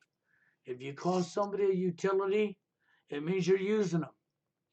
So as far as I'm concerned, you don't deserve to have. Okay? Because it's about loving one another. It's not about somebody playing dictatorship over the other. And I don't agree with either gender who play that stuff. I've literally watched both sides of society, and I've watched men who want to dominate and control the women, and I've watched women dominate and control the men. I've seen both sides of it, and I won't play into it with anybody because both sides are totally wrong. No human being wants to be looked down on by another human being. It's complete fucking insanity. Yeah, it's true. But the engineers are using women as a tool against us and humanity. So Well, it's that's as just fucked it, up as it is. You hear this stuff all the time, and it's disgusting. It's absolutely disgusting behavior. And it's coming from both genders. It's not one sided. And I'll stick up for this stuff because I'm not going to play favoritisms because you're a female and you're good looking. Don't mean squat to me. It really don't. Exactly. You're not keeping your damn looks. You're not above nobody. Okay, and I feel the same way about men. You ain't keeping your looks. Your materialistic items and your money and shit don't mean nothing to me. What means something to me is our behaviors, how we treat one another. And if you want to Exactly. represent bad behaviors and bad shit comes your way, it's because you're bringing it onto yourself through your ignorance. You know, I said something years ago that still stands relevant in today's society. You people know how to create your very own killers. Then you whine and cry when somebody gets themselves shot or hurt, but yet their behaviors brought it on to them. And they're not smart enough to see that your own behaviors can bring your own demise onto your own self. Don't practice dumping on somebody else because you can. You're on the internet hiding behind a keyboard, calling names and making trouble and laughing. And you wouldn't do it to somebody's face because you'd be afraid your teeth would be in your stomach. And this is the reality we see. A lot of very Cowards. toxic people. Yeah, you're definitely right about Bill, about not keeping your looks and your money. I mean, look at Kobe Bryant there. God knows how much money he had. I have no idea. I haven't the first clue what his net worth was, but he's not taking his money with him. He just died in that helicopter crash a couple weeks ago, and so many others too. I think they're being celebrities are fucking being assassinated and shit. You know what I'm saying? They're all kills them for ritual. They get more power. And they get more attention on media. They can have all fucking funerals. Kobe Bryant's just gonna sell more merchandise now than in life. It's like Tupac and Elvis. They sold more shit dead than alive. Yeah. Swinging too, all of them. Well, if you see it on a cartoon or on something way ahead of time, predicting that person, and then Yeah, that that was person suddenly came out 4 dies years from ago. that, yeah. And if that Yeah. person suddenly dies the way the cartoon predicted it to be, then you know it was deliberate. There's no way around that. There's no way that that's coincidence to where he dies in a helicopter crash, and then 4 years prior, 4 years ago, you have this weird comedy cartoon predicted, and it's like out of nowhere. It's like what the fuck? He didn't die when the basketball hit him. A cartoon would take to make it like a basketball hits Kobe Bryant and he dies. But no, he died in a helicopter crash on the fucking cartoon. So that's too much good. That's the calling card. They're saying we killed him. That's that predictive programming. But it makes it routine in your mind. Predictive programming makes you okay with it because you're like, okay, it is possible he died because of a helicopter crash. I saw that on a cartoon. Right. Well, I'm going to address something here. Minnie Rodriguez writes, okay, most people are so delusional, okay, on what they bring to the table. Unfortunately, males are so willing to sip hard, so women have the advantage. So, what she's really talking about is usury. She's not talking about a real relationship. She's not talking about each other loving each other. She's talking about chasing after her wants and nothing more than her wants. And she's talking about what a man brings to the table. So, see, this is nothing but usury. So, this is a gal that actually don't know what the fuck she's doing. Okay, the only thing she knows is that she's chasing her wants just by her own words. I don't have to say it for her. She's saying it out her own mouth. Okay? She just told you she don't know what a relationship is. She don't know what a relationship is because it's all about her own want. That's what she just told you. With that statement alone. Okay? And that men have to bring something to the table? No, they don't. They don't got to bring nothing to you. Okay? They bring themselves, and that's what they offer. If you think they have to have any more than themselves, it's because you're delusional.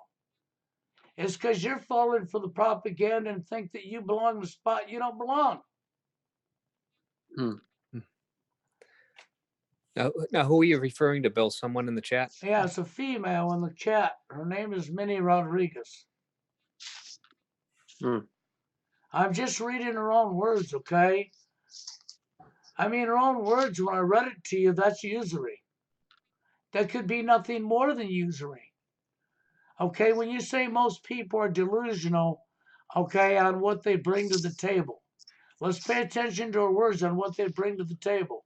Then she goes, unfortunately, males are willing to simp hard, so women have the advantage. Okay, so the man's simping hard, so you'll take advantage of him for a materialistic item, like we just said, what they bring to the table. Well, what are you bringing to the table? Okay, that would be my question to the female. What are you bringing to the table that you want to compare to the man? Yeah. Yeah. I can't tell if she's actually stating her beliefs or whether she's playing the devil's advocate, but I would just ask Minnie Rodriguez what in her mind constitutes good traits for what a man brings to the table. I mean, what is she specifically referring to? Are you talking about his looks, his money? Does he have his own apartment? Does he have his own truck? Does he have his finances in order? What is she specifically talking about? I would just like to ask her that Well, there because you it's go. There you go. So she's in the chat. You ask the question, she can type it. What does she mean by that? Because I'm only reading her words. Okay? right. Now, I'm not going to get involved if she's talking to somebody else. But the point is when you say these words, okay, what are they bringing to the table? Okay, that is mostly usury in today's society. Okay, and if you say most men are willing to simp so hard, take advantage of it, that's definitely usury. Mm, Okay, yeah. how else would you interpret that? I wouldn't interpret that any other way because it shouldn't be what somebody's bringing to the table. It should be about getting to know one another and liking each other for who each other is. Yeah, for sure, Bill. I mean, especially with the cost of living today. I mean, it's kind of a two-way street. I mean, for the average guy to kind of pay, Ah, foot the bill for everything, you know, Mm, just doesn't it just doesn't happen anymore. It's just no, well, most men today don't even make enough money to barely make it scratch by anyhow. And if you get a family and kids, that ups it, okay? And hmm it's not about that anyhow, because what is true success? I said this the other night when I had Jane on. I asked people what true success is.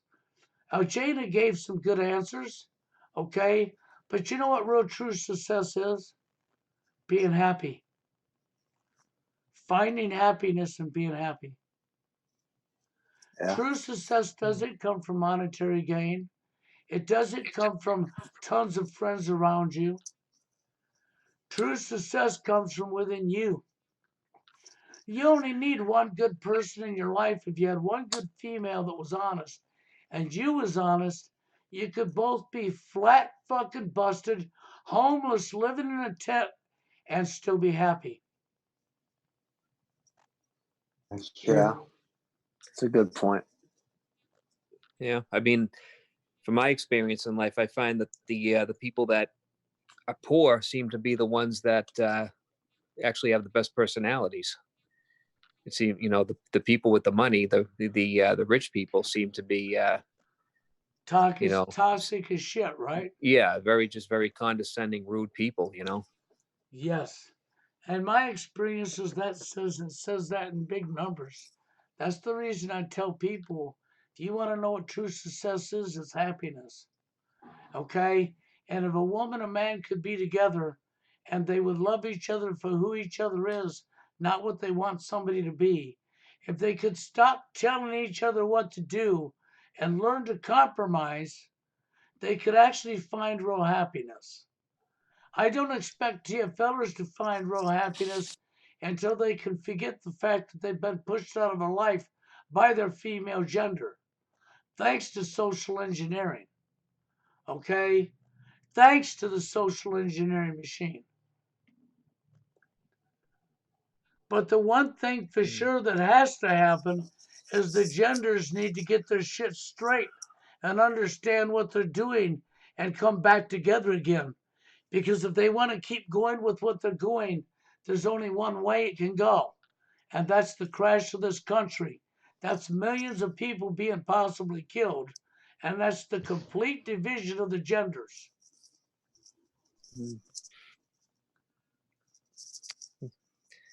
Yeah, I mean, there's definitely a day of reckoning, coming. I mean, I can't see this, society keep going on the path it's going. Yep.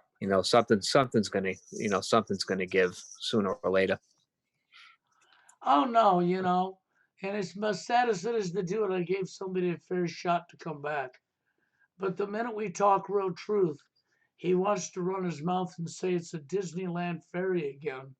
So, so to the armor guy here with me. So do you think the stuff I talked about was Disneyland cocktail fairs? You talking to me? Yes, I'm talking to you.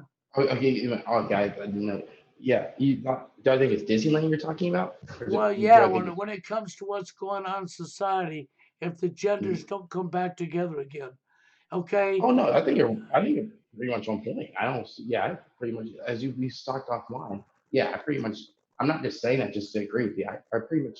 When I disagree with you, I disagree with you. But yeah, I pretty much think you're on point. With your stuff. Yeah, if we don't get back together, we're gonna have some children of men type of shit that's gonna go down. So it's it's fucked up as it is. Well, It's crazy what's going it on. really is, Women are just being okay? a tool. My Women are just being used yeah, as a tool.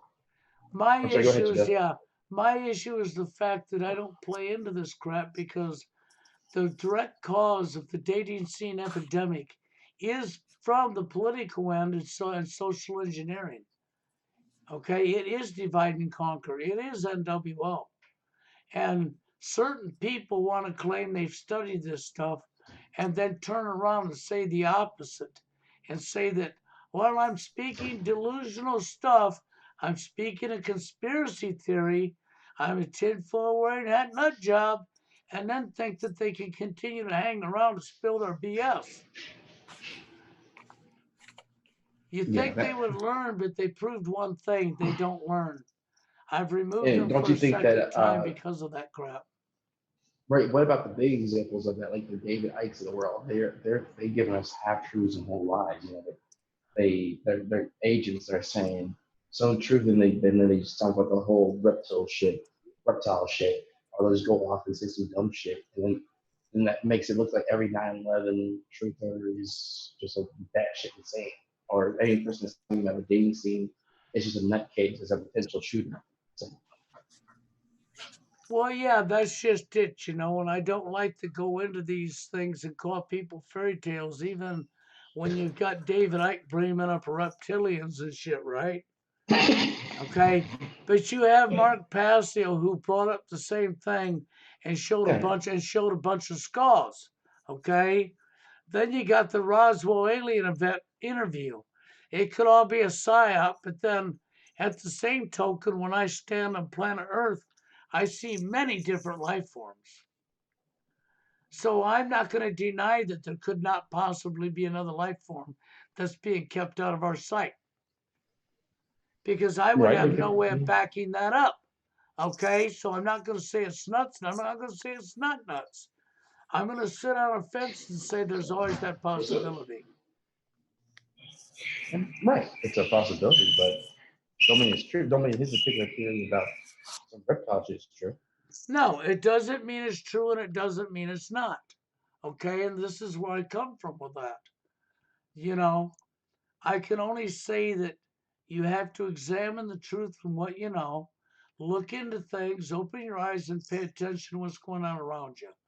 And if I pay attention to what's going on around me, and I look at men and women and relationships in society, I see nothing but a complete messed up, fucking totally messed up, screwed up situation. Yeah, You know, it's totally fucked up. It's totally lopsided and shit. And people are, and guys are simping and shit like that. Like, the many arguments you're talking about the same, but she's using it to her benefit, so. yes. You know, when she says men are simping hard, yes, they are. And these very men that are sipping hard, I think got jealous because Jana come on my show, okay? And so because they were jealous of a female being on my show, they showed her face, they start calling me a simp. In reality, they're probably out there simping as hard as they can. But I really don't care what you call me. If you want to call me a simp, call me a simp, okay? Because I could say just by the reactions of people the first time Jana came on my show, when nobody even knew who she was, I could say I've seen a lot of men acting out of emotions and a lot of hatred towards women. Right, but men are so jaded right now because of what's going on. They don't trust any female right now. But at the same time, it's good to get a female's perspective. But so many MGTOWs have been derailed by allowing women and gays in their shit, and then they lose track of what they're fucking talking about. Well, I just I been would fucking agree. You got a lot of men who've been screwed over by women in a family court called no fault divorce. Okay? You got a lot of toxic women out here using, okay, their body, and the court system is a weapon. oh most Okay? definitely. These are very toxic women who deserve nobody. They deserve nobody. They really don't deserve anybody because they're very toxic. But you know, we have a lot of good women out here, and you got a lot of bad men, and you got a lot of good men. So I would agree with Jana. We need to bring the good people together and divide us and separate the bad people to the other side. Okay? Because the reality is I'm only trying to help people. And you can't help yourself unless you're willing to listen or take advice. What's so hard about taking the time to get to know each other? Well, what? It takes too long for you to get to know somebody? Serious? Which was one. Yeah, that's a good point, Bill. And Something else. yeah, Oh, go sorry. Go ahead. ahead. Oh, you go Oh, ahead. it's fine. Um, Something that was on my mind too is that, and I could be halfway wrong about this, but something that I've been pondering is that just from a younger man's perspective, I don't think the societal consequences of TFL are going to manifest in full force until the older generations pass away. And I'll explain why I say that. The infrastructure of our country and the modern conveniences that we enjoy as Americans today were not created by my people. They're created by the older generations. They're created by your generation. They were created by the generations that came before us. We haven't built or created any of this stuff. We are just the beneficiaries of the society that was built by the older generations. So once the older generations pass away and us younger guys become the primary adults of society within the next 15 to 20 years, I think then and only then will the consequences of the TFL issue really take its full force on our country, because within the next 15 to 20 years, when you have men that are in their 30s and 40s heading into their 50s within this time frame that don't have a wife, they don't have a children, and they don't really have anything to live for, they don't have productive jobs, our economy is going to collapse at some point. And I hate to say it, but that's the direction that we're heading in. So what do you think about that? Well, that I would agree with because there's nothing else that can happen to a society that is at war with itself. When you have the genders fighting each other and we're at war with ourselves, what do you think this is going to lead to? You're going to watch a collapse of society, and that's what they want. You know, they bring people from across the borders in here and destabilize the country. They divide the men and women. They get everybody fighting everybody, okay? And where do you think this is going to go? It's only got one place to go, straight down. I know people Yeah. want to think they'll never crash our country. Man, you're delusional. You're not paying attention to anything that's going on around you. Exactly. And then we're running out of fossil fuels. We're invading all these foreign countries to get oil and shit. Well, I don't think How, we're actually that's running out. Okay, I think that's a big white lie. Okay, I think that's actually a gigantic lie. We're not running out of fossil fuels. They want to use it as scarcity to scare the shit out of people into believing we're overpopulated. Oh yeah, that's part of it too. I think we have more than they put on, but there is eventually it's not a renewable resource, so eventually we will run dry. Maybe not our lifetimes, but maybe 50 years from now, 60, 50, 70 years from now. I don't know Yeah. because they have enough stockpile in the U.S. right now. They stopped pumping oil years ago in this country, but very few spots. They have enough stockpile in this country to run it a decade without pumping a drop right now. But yeah, they only have the Gulf of Mexico and a few other places, and Canadian tar sands. That's about it. Where they're actually still pumping in America, in the Americas. That's pretty much it. Every other place is foreign. But Saudi Arabia is even hitting peak oil at this point, where they're not pumping, they're hitting maximum production. So it's going to be, we might see in the next 20 years that we were running low on fossil fuels where they can't get any out of the earth anymore. They just have to use a stockpile, like you're saying. But Yeah, anyway, back to the whole point of the day. I think Hayden has a point that this is going to be the first generation. The next generation in the next couple of decades, we're going to see the first time of TFL on a epidemic level where it's like it's average men that are not autistic, that are not into ugly, can't find a woman or can't find a viable long-term or even short-term relationship. You're gonna have 40-year-old virgins, epidemic, and older. Yeah. Kissless guys who never even kissed a girl, never been on a date, never held a woman's hand, never done any of that shit. So they're gonna be like bitter as hell. Yeah. And they're not going. They have a pornography, they have all the romantic movies, pornography, 50 Shades of Grey, they have all this shit and they see what they want in the media, but then they can't get it. And they're like, oh, what's wrong with me? There's nothing wrong with them, it's just that society's fucked up. The intention of being fucked up. I'm sorry to cut you off. No, it's fine. I was just going to say that you're absolutely right. And a lot of these men, they're not going to be motivated to jump into a professional job to keep the country moving in terms of infrastructure and maintenance because they don't really have an incentive to. They're a single guy. They're lonely. There's no reason. Yeah, single guy can work, make 25,000 a year and be comfortable, and especially in the South. And up north, yes, it needs to make about 50,000. I'm thinking big cities like New York, maybe someone comfortable you make 50,000 a year, but in the South you can barely make something more than a burger flipper and be fine. So, yeah, that's true. Yeah, that's the one thing I still love about living in Dallas is that the cost of living are still very manageable, even though the wages and the salaries are lower in this part of the country. But yeah, I'm from there, so I know what you're talking about.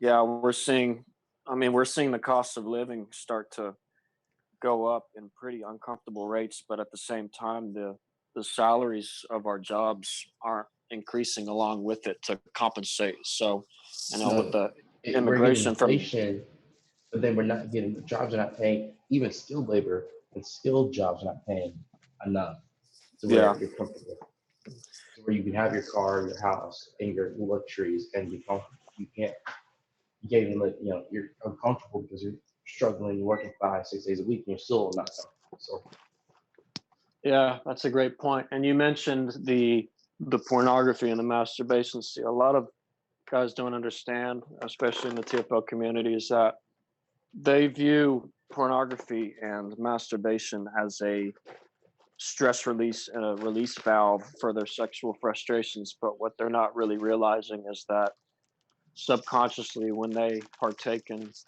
pornography and masturbation, they're reinforcing their desire for sex and prioritizing sex over building a connection with the woman. And it just constantly reinforces that simpish behavior, whether they realize it or not, Right. And Yeah. even though today it's even harder today, most women don't have anything to offer outside their bodies today anyway. So it's really hard to build something with someone who's an empty vessel who just wants to be adored and admired for her looks and wants to be wined and dined and shit. And then Mm-hmm. the only thing she has to offer is between her legs, so and her mouth and her between her legs. What else should you have to offer? Not very Yeah. much if you can count on one hand what she has to offer other than that. So it's like no, it's like but I think that whole thing about masturbation when they finally do get a woman, they can't even they can't even have intercourse and have an orgasm because they've been they're overstimulated where they're watching all the women that do shit in pornography and they probably feel inadequacy because they see the well-endowed men that don't the average man in America is 5 inches and you see all these monsters and pornography crap. It's Mm. they don't know behind the scenes, you guys, penis, and even the black ones are getting penis enhancement surgeries and shit like that.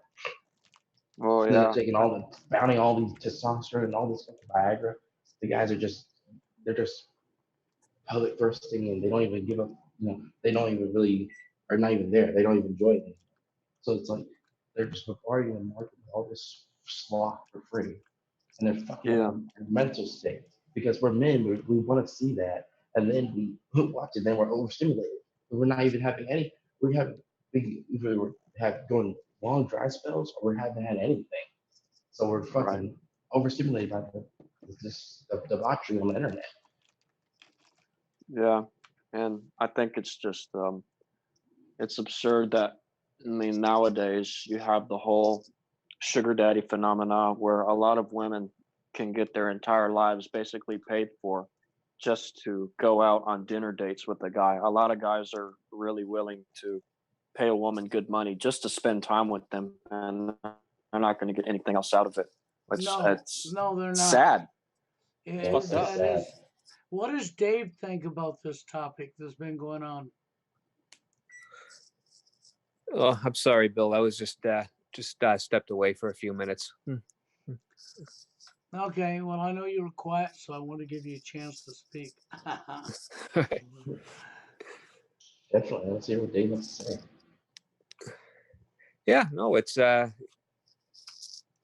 I mean we're definitely in it. It's definitely a mess out there. I mean, You've lived um, TFL your whole life, right? pretty much. I mean, it's I mean not 100% completely. I mean, I had a couple of short-term girlfriends. Here, I think my best years were probably from when I was about 26 till I was about 35. I had about maybe an 8-year period where I had some kind of a social life with women, but for the most part, it's especially the last 15 years have been really bad. Been really bad TFL. I mean, it's like after 2005, it's like I don't know what happened. It just like my social life with women just came to a complete freeze. Mm. Things got so much worse. And yeah, it's gotten in the last 15 years, it's gotten like really just beyond just beyond bad. That's crazy, man. It's crazy that you have so many decent men that are going through this shit, and it's like only so much of men are happy sexually right now. The vast majority of us are either in sexist men are either in sexist marriages or they're like us, where they're like, all right, and Bill is like have the whole bad marriage thing, and then we have guys like us that have all these big dry spells. You have guys that are older didn't have has a good run with women since like the 90s and 80s and shit. So it's like, what happened?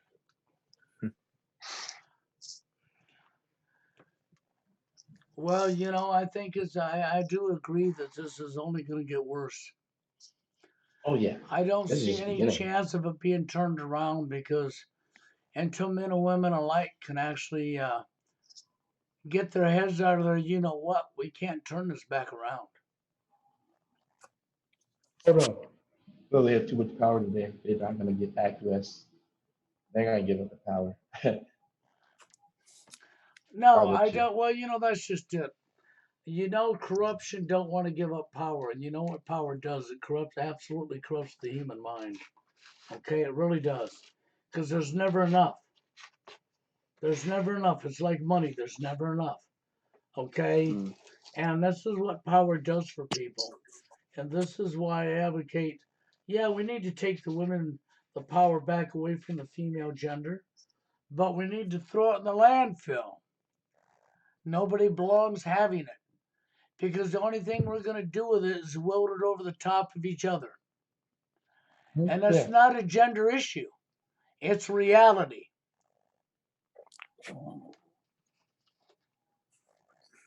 Because I do see quite often men in the manosphere making the complaint that they want to take the power back away from the women and give it back to themselves. Okay? And I already know where that'll go. It'll go to the exact same place in reverse that we're looking at now. Okay? And some of you will say, well, women deserve it because we're paying them back. Mm. Okay? Well, that's a never ending cycle. Yeah. And then And once it's you like, pay, yeah, once you pay them back, what? Then a few decades later, the women want the power back. They get it back and they do the same thing, and it just keeps never ending. It's a right. repeating cycle. It's true. As messed up as it is, it's true.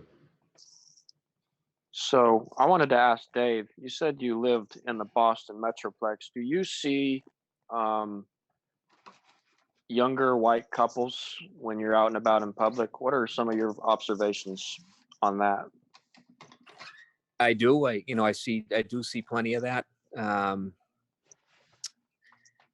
I see, but I see a lot of like women kind of like in my age group that,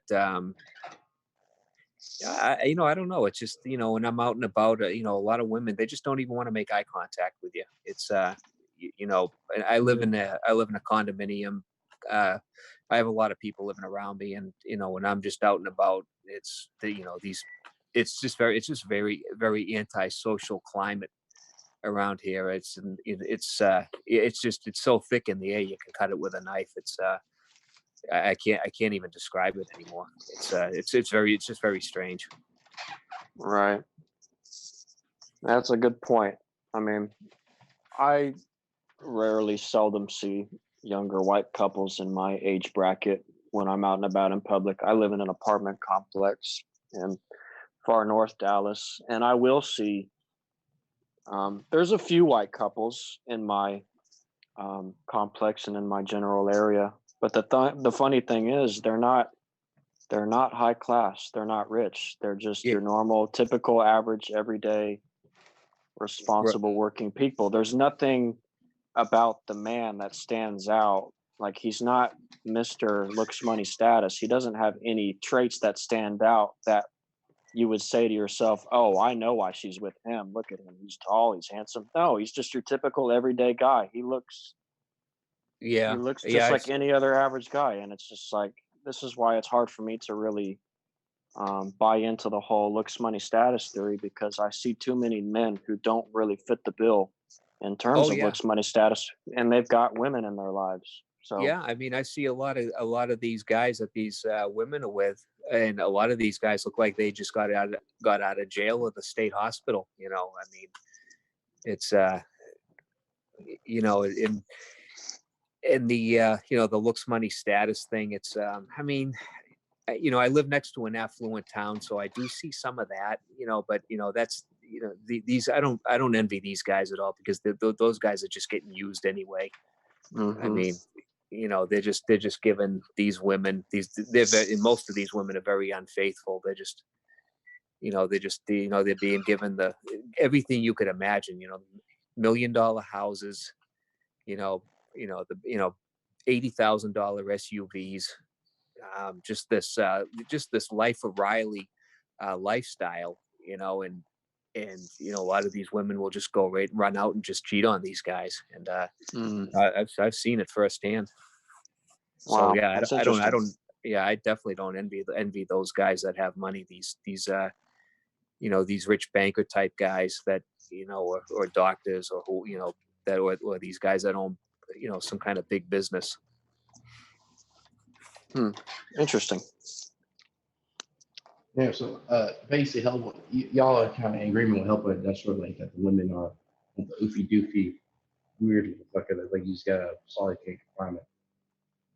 Well, yes and no. I mean, it's mixed. I'm not going to sit here and say that it's all 100% the oofy goofy, because I do see tall, handsome, good-looking guys with women sometimes. But so one thing that Steve Hoker mentioned as well is that you never can really assume that you know the status of their relationship. You don't know if those two are just friends. You don't know if they've been together for 20 years or if they're just on their first date. So it's hard to really pin the tail on the donkey, so to speak, on what exactly the situation is. But I will say, just from personal observation, that I see more of the goofy pretty boy, the oofy goofy, than I see Mr. 6'4", 250 linebacker hulking Chad or Tyrone with the women. I will see that from time to time. I'm not going to deny that, but I see a much larger percentage of the oofy goofy at this point. Makes sense. I seen that too. I went to a restaurant the other day, and then I saw a guy, a homely chick, but he was skinny guy, but he looked like he was so happy. It's just what's going on. Yeah, So it's always fucked up. yeah. I saw when I was grocery shopping at Walmart earlier yesterday, I saw a poor white couple. They were homeless, and you could tell they were homeless because they were standing outside the store. You know how a lot of homeless people do, and they were Right. asking people for money, that they would go in whenever they get some money and buy some snacks or whatever. And it kind of alludes to the point that Bill made earlier, is that you can be homeless and still be happy if you have somebody in your life that you can connect with. So it just kind of dumbfounds me in a way that our whole lives, from the time we're born to where we are now, we're taught that you have to be a certain way as a man in order to attract a woman. And it's all complete bullshit, because we see so many examples out in public that scream the exact opposite. Yeah, we've been lied to our entire time. The entire time you were born, you were lied to over and over. Men and women alike, okay? And we were told what our roles is as a man. And women were told what their roles are as a woman. Okay? Your rose was handed to you. And we just all go along with it mindlessly, don't we? Mm-hmm. Yeah, we do. And we shouldn't have special roles. You know, I really don't care what other people say. There shouldn't be special roles.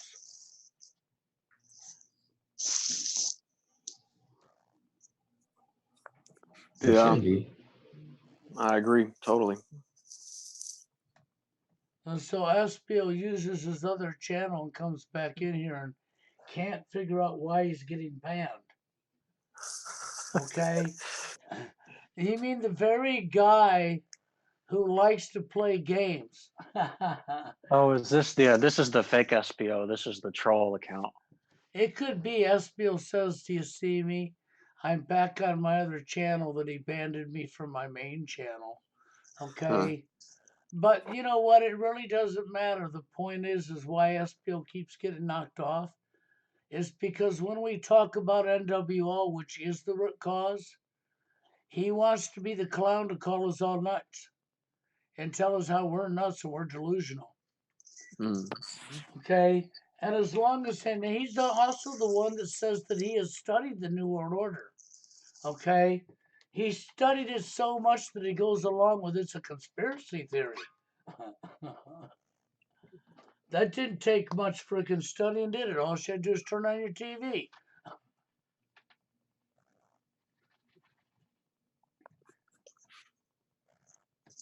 Yeah, But the, it's they call everything that is outside the frame of reference conspiracy theory, like they've been programmed to say. It's like, well, motherfucker, don't you realize that if me and another guy decide what to think, the judge would consider that conspiracy to commit grand larceny? Yeah. How is it theoretical? How is it theoretical if JFK was killed by conspiracy? How is it theoretical if there's a conspiracy to limit the population of Earth? They told you on a fucking tablet, a giant stone tablet in North Georgia. So it's not like they don't even keep it secret. They don't just blatantly cast it constantly on the airwaves. They etch it in stone in 20 languages. So the fuck are you talking about? These guys Well, that say that yeah, we're crazy well, talking about. that's it. That's exactly it. The problem is it's so in your face. And you got so many different leaders or people up at top that have been telling you about it for years. And they tell you it openly, and then you turn around and call it, oh, a conspiracy theory, and want to call people nuts that's looked into it. Okay? And this is my problem that I have is the fact is this is a very serious topic, and NWO is quite real. All it is a one world government, okay? I don't even consider it a new world order. It's what they've always wanted, is one world domination. Old world, yeah, it's not even new. It's just they call it new world order because they invaded the new world compared to the old world of Western Europe and England and Germany and the old world over there. Um, but there's nothing new about their plan. No, there isn't. And of course, part of their major plan is population reduction, which they're slowly getting. Okay, the birth rate is declining, and of course, controlling the population so it can never rise above the number again when they get it where they want it. Of Mm. course, which would mean divide at the genders. I mean, it's so in people's face, you know. And I'm not going to freaking sit and play games with stuff that's already in your face because you're refusing to open your eyeballs and keep your big trap shut and look around you and pay attention to what's really going on. And that's the issue. Most people don't want to do that. No. They just don't want to Mm. do that, okay? And as long as you can't do that, you're not going to see what's going on. Yeah, I mean they've actually been pushing New World Order since I mean at least since World War II. Going back to going back to like all the way back to like the 1930s with Nazi Germany. Yeah, well, You they know, sure have.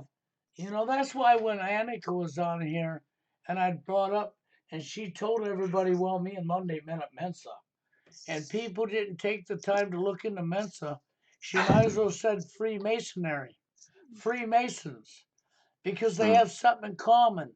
The Freemasons have different levels, okay? And we know the highest being 33 degree, right? All Okay, right. but Freemasons have a secrets at the top and a round table. What does Mensa have? Secrets at the top and a round table. When was United Nations opened? In 1949. When was Mensa brought in 1949. Huh, you think there's any coincidences there? Mm. well, definitely purposely done, Bill. Yeah, and that's why I said no.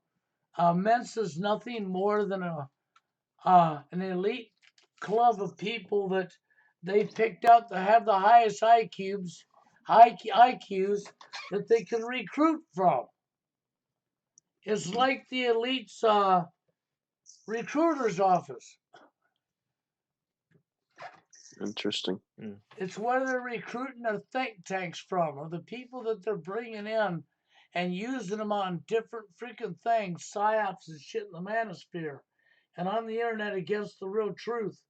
These are all these people that you're looking at.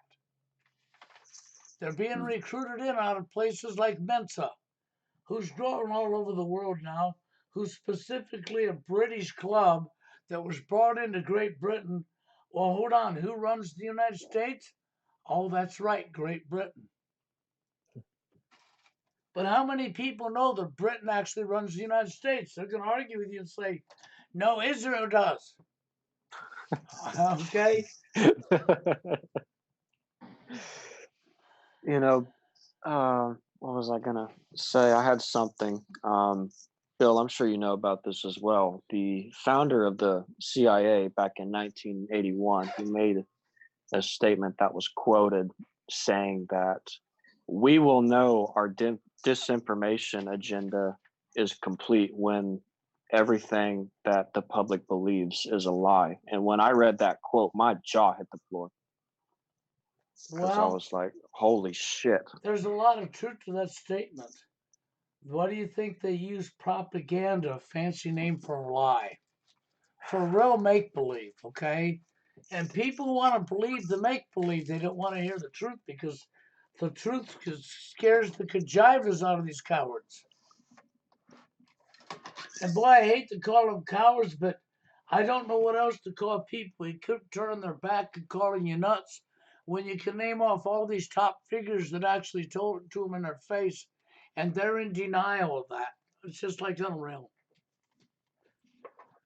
You look around you and you see how men and women are acting and how we're fighting each other and how people don't want to be in a relationship anymore because you don't know how to treat one another, you know? And people want to go with this crap and keep it up, but I'll tell you what, you only got one end. That's why I keep saying that.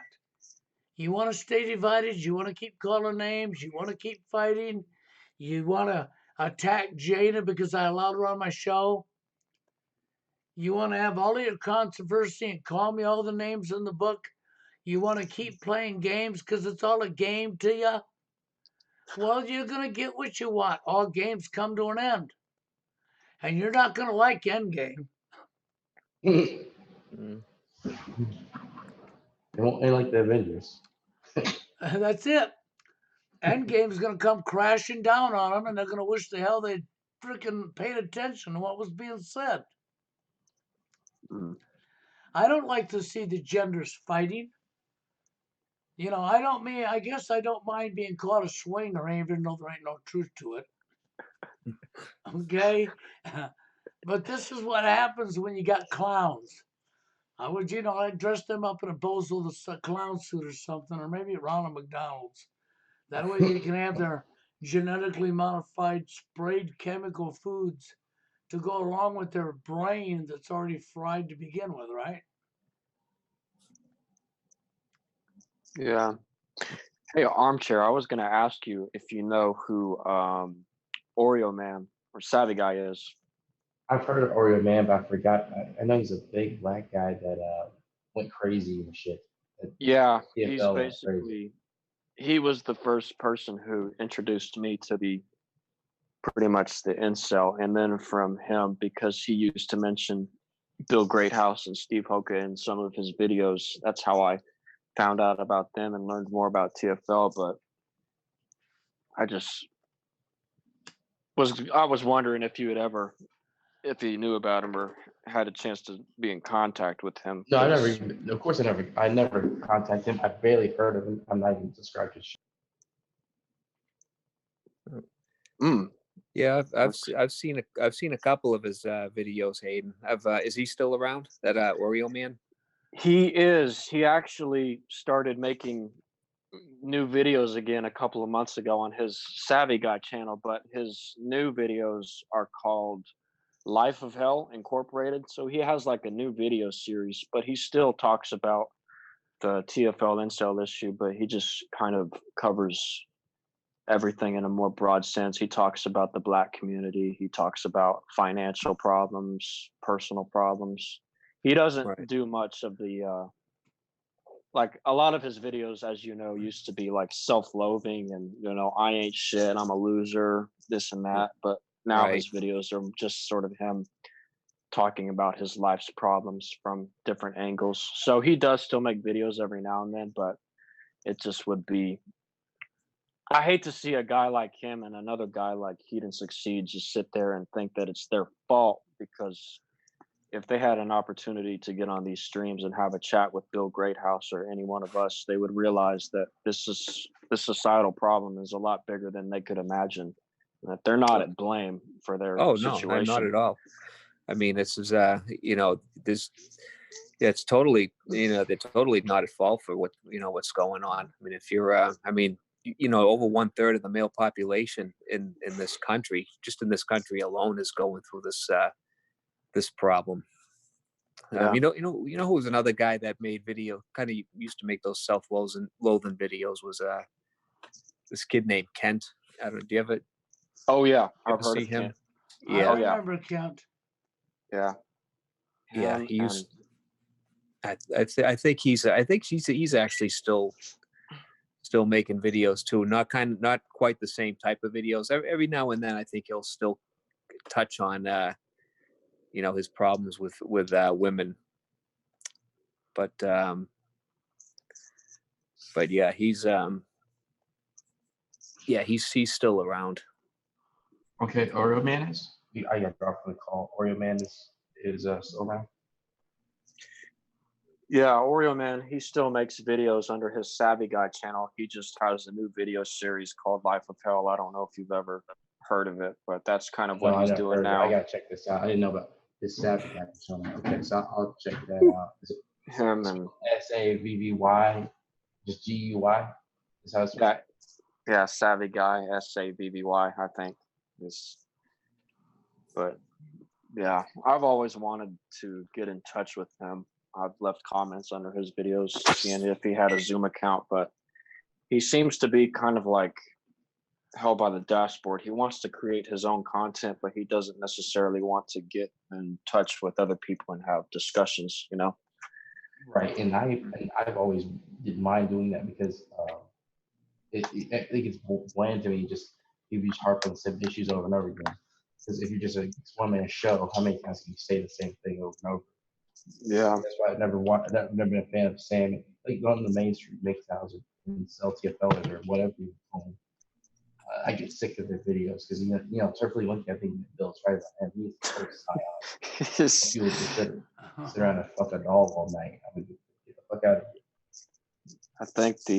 I think the name of his channel says it all. Shit flinging monkey, turd flinging monkey. Exactly. Yeah, he's a shit girl.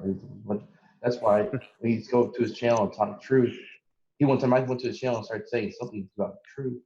No, I just said I was talking about 9/11 truth, and he kicked me off the channel. So he said that's crazy. The H right there.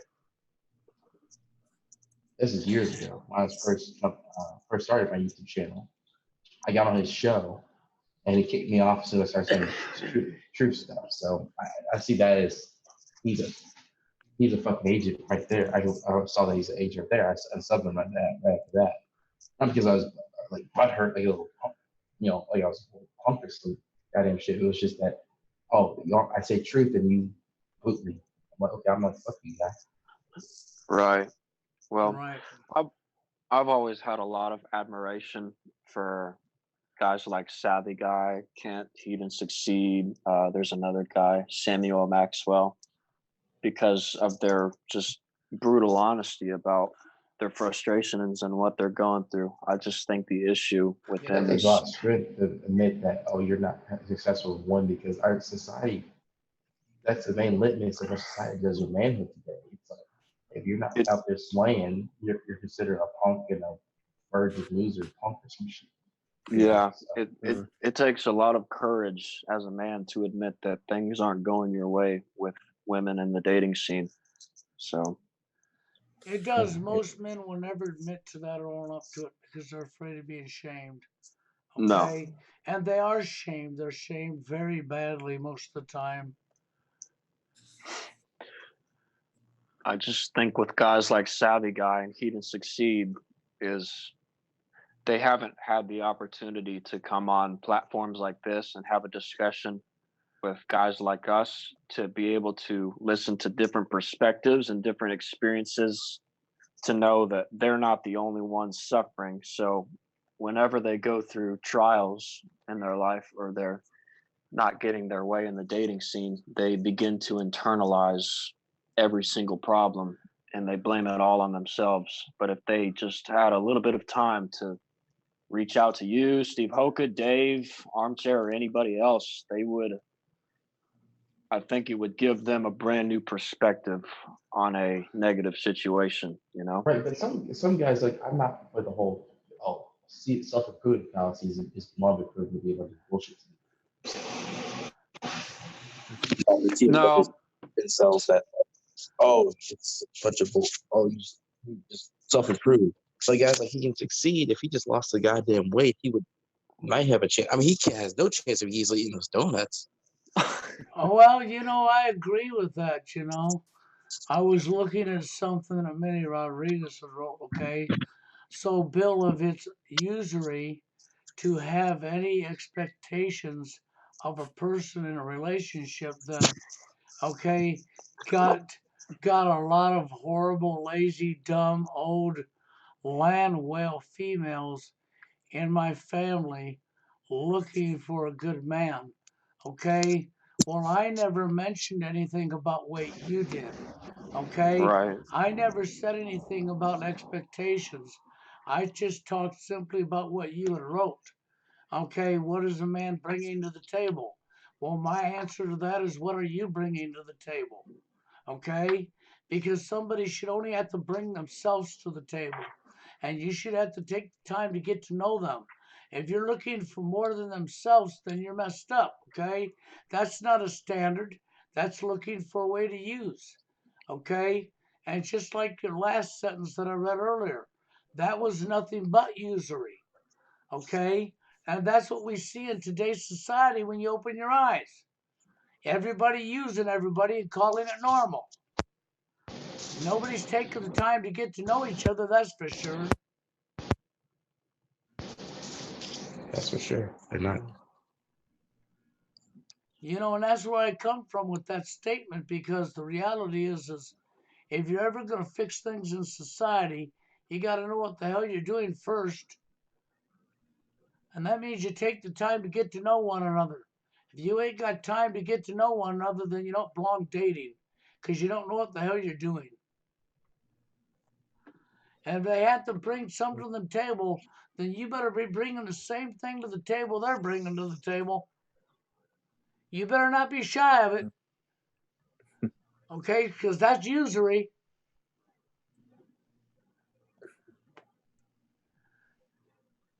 I mean, I can respect expectations that maybe you want somebody that has a brain, somebody that works a job and you work a job, somebody that knows how to get along and compromise. Okay, I can be realistic with it, okay? But I'm not going to go with what today's society is. I mean, hell, most guys that are rejected in 1 to 5 seconds. And that could be nothing but looks, or they don't got something you want, because you sure don't know them. You never met them in your life to say you know them. You can't say, well, it's a bad personality when you reject them in 1 to 5 seconds. The only Yeah. excuse you have is they wasn't wearing a Rolex watch. They wasn't driving a Porsche. Okay? They didn't have a 5-figure income. Okay? Or they didn't look good enough for you. Because you got your mirage in the back of your head you got from your television set, right? Mm-hmm. And you all forgot that nobody kept their damn looks. And you all won't go look in the nursing home and to examine what I just said, because that means you'd have to face reality. You don't want to do that. You like your bubble.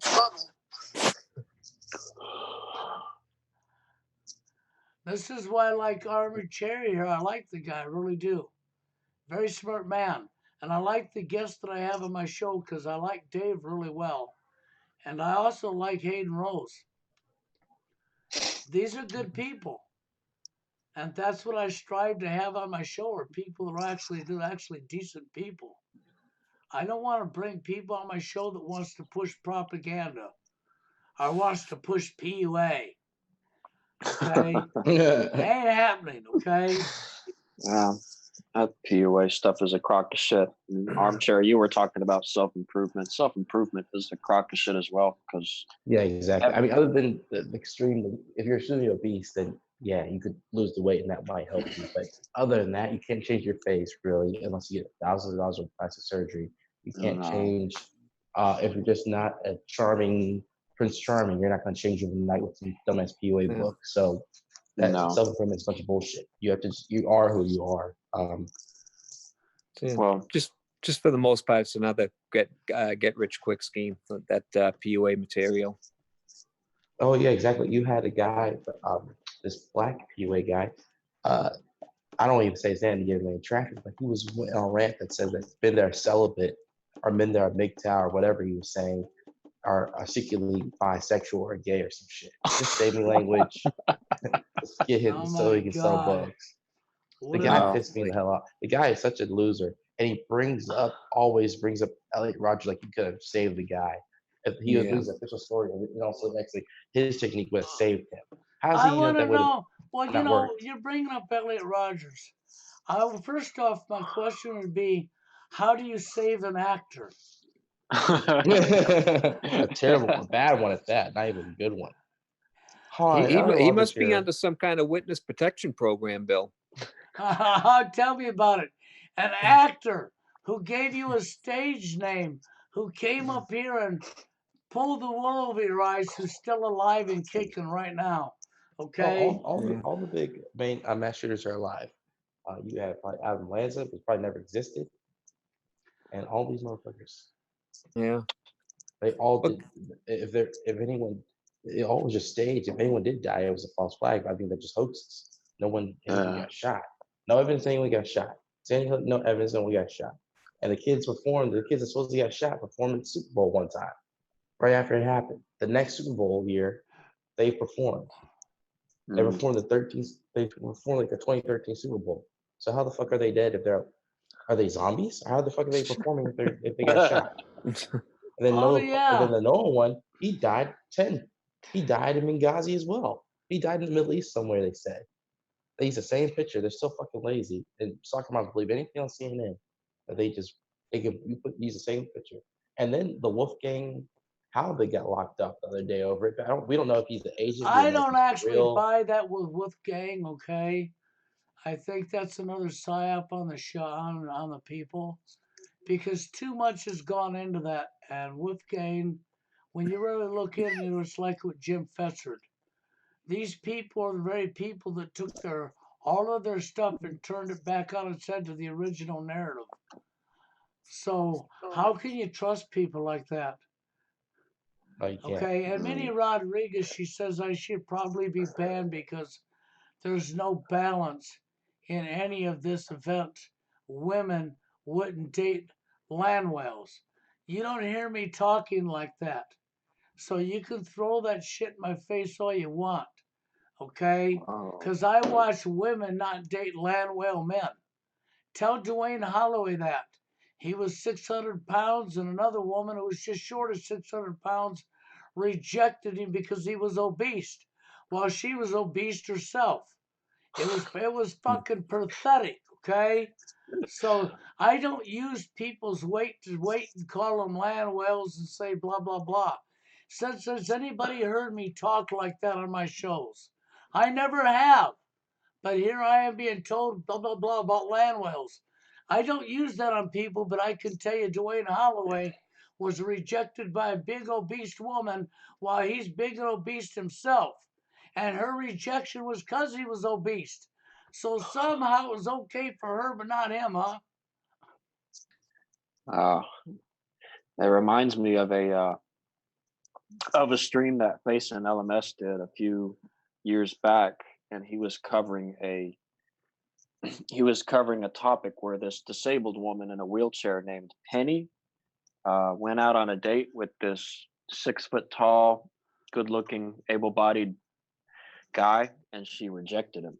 I saw that on Did you Face see that? channel. Yeah, Face Oh yeah, channel posted that. That was hilarious. Hilarious in a sad shocking way. to me, because I mean he was a pretty good looking guy. He was very athletic looking, very very well built, very respectable.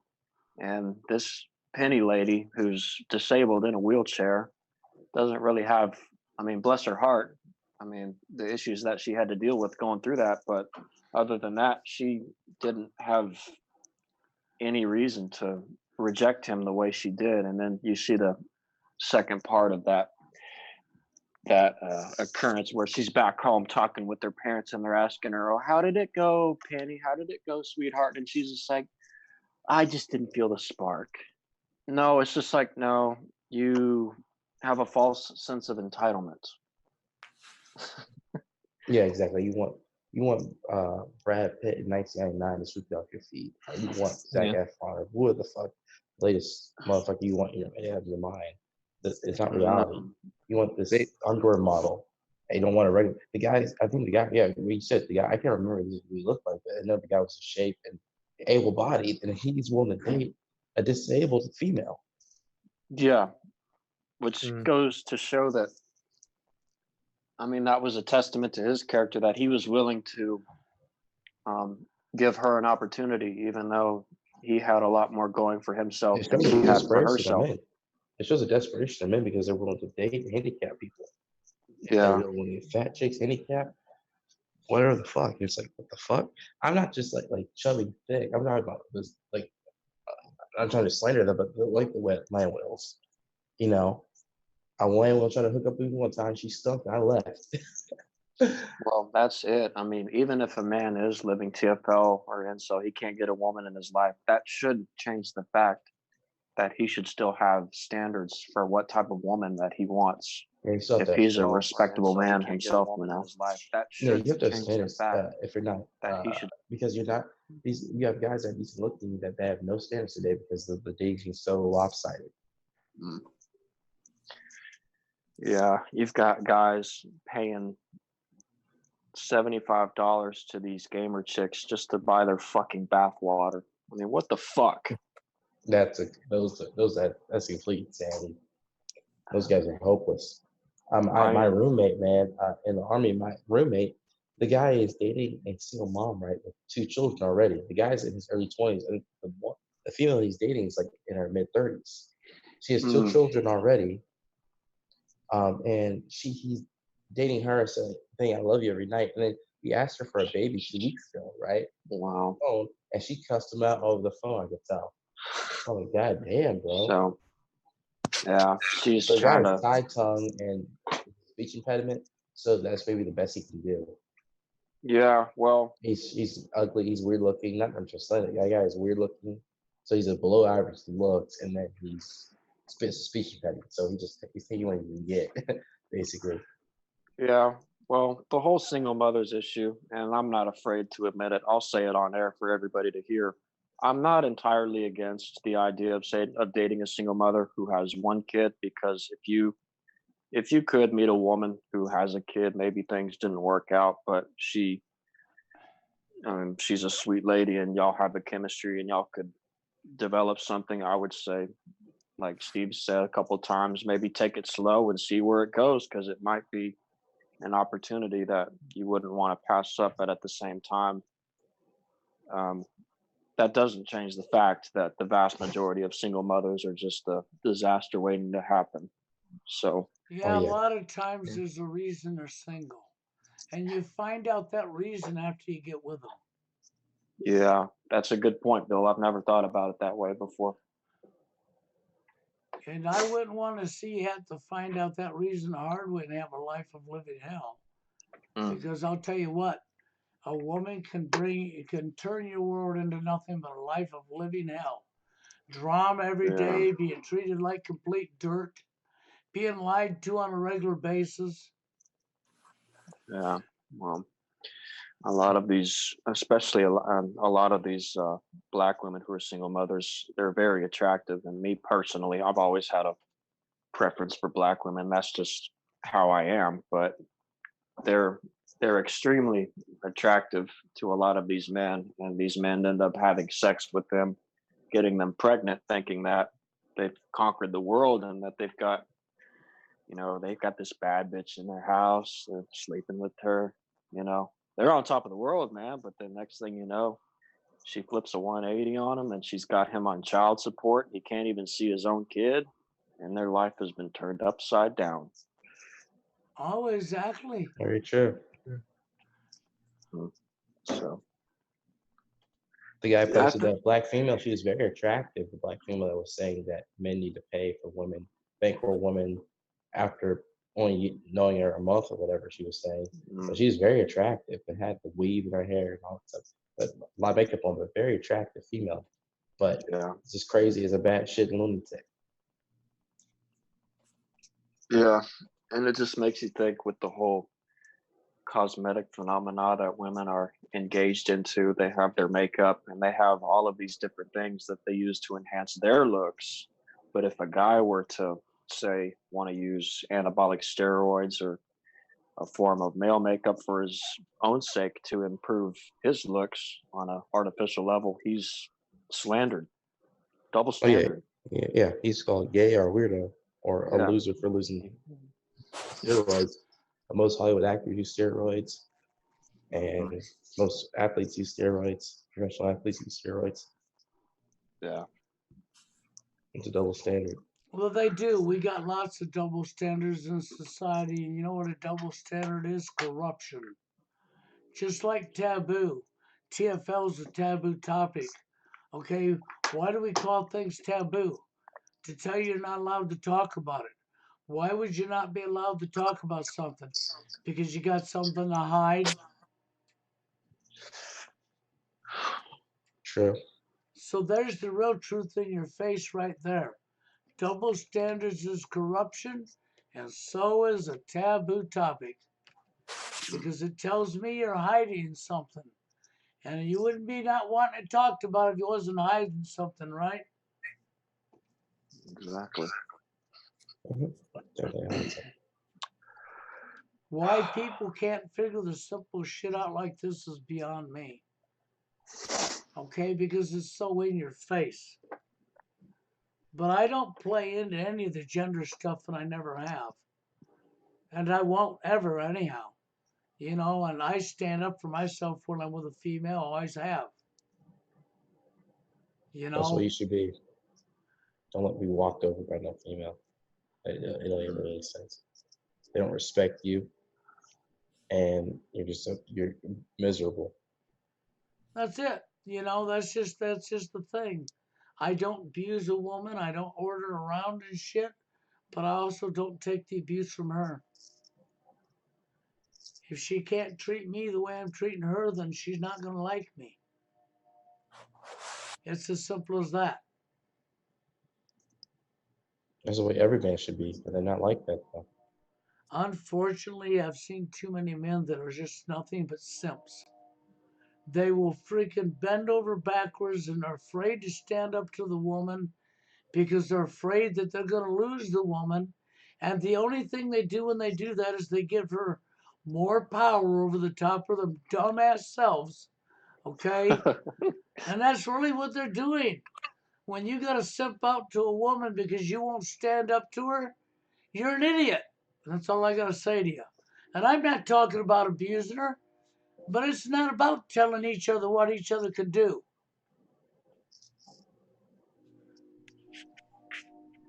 Yeah. I wanted to ask Dave his perspective on the single mothers issue because I know Dave is a lot older than I am. What is your thoughts? Do you think that it would be worth it to um, give it a Uh, shot if things trended in a good direction and if you took your time with it? Or do you think that whole single mother issue is just a lost cause? What are some of your thoughts? well, I think first off, you have to be pretty careful, with single mothers. You might want to look at how many, if she has like one kid, you might want to also look at how many kids she has. If she has like one kid, yeah, I could say maybe, give it a shot and, see what happens. But when I see these women that have, three kids by two or three different guys, stay away from that. I mean, that's just like walking Yeah. into a minefield. Yeah. That's a But very good point. yeah, Interesting. but yeah, I mean, if you got some woman and she's kind of mature and has a, she has, you see that she has kind of a decent way about her, I would say give it a shot, and see what happens at least, if you don't like it, then you could, I mean, you always have the power to walk away if things things start, if she starts getting kind of things don't start going right or whatever. Yeah, it's a good point. I Yeah. guess the reason why I bring that up is because, well, the reason why in the first place that I'm not entirely opposed to dating a single mother is because my mother got my mother dated my father when he was a single father and was fresh out of divorce, from his first wife, who he had my older sister with, and my parents have been married for 31 years now. So I mean, she took a chance with him.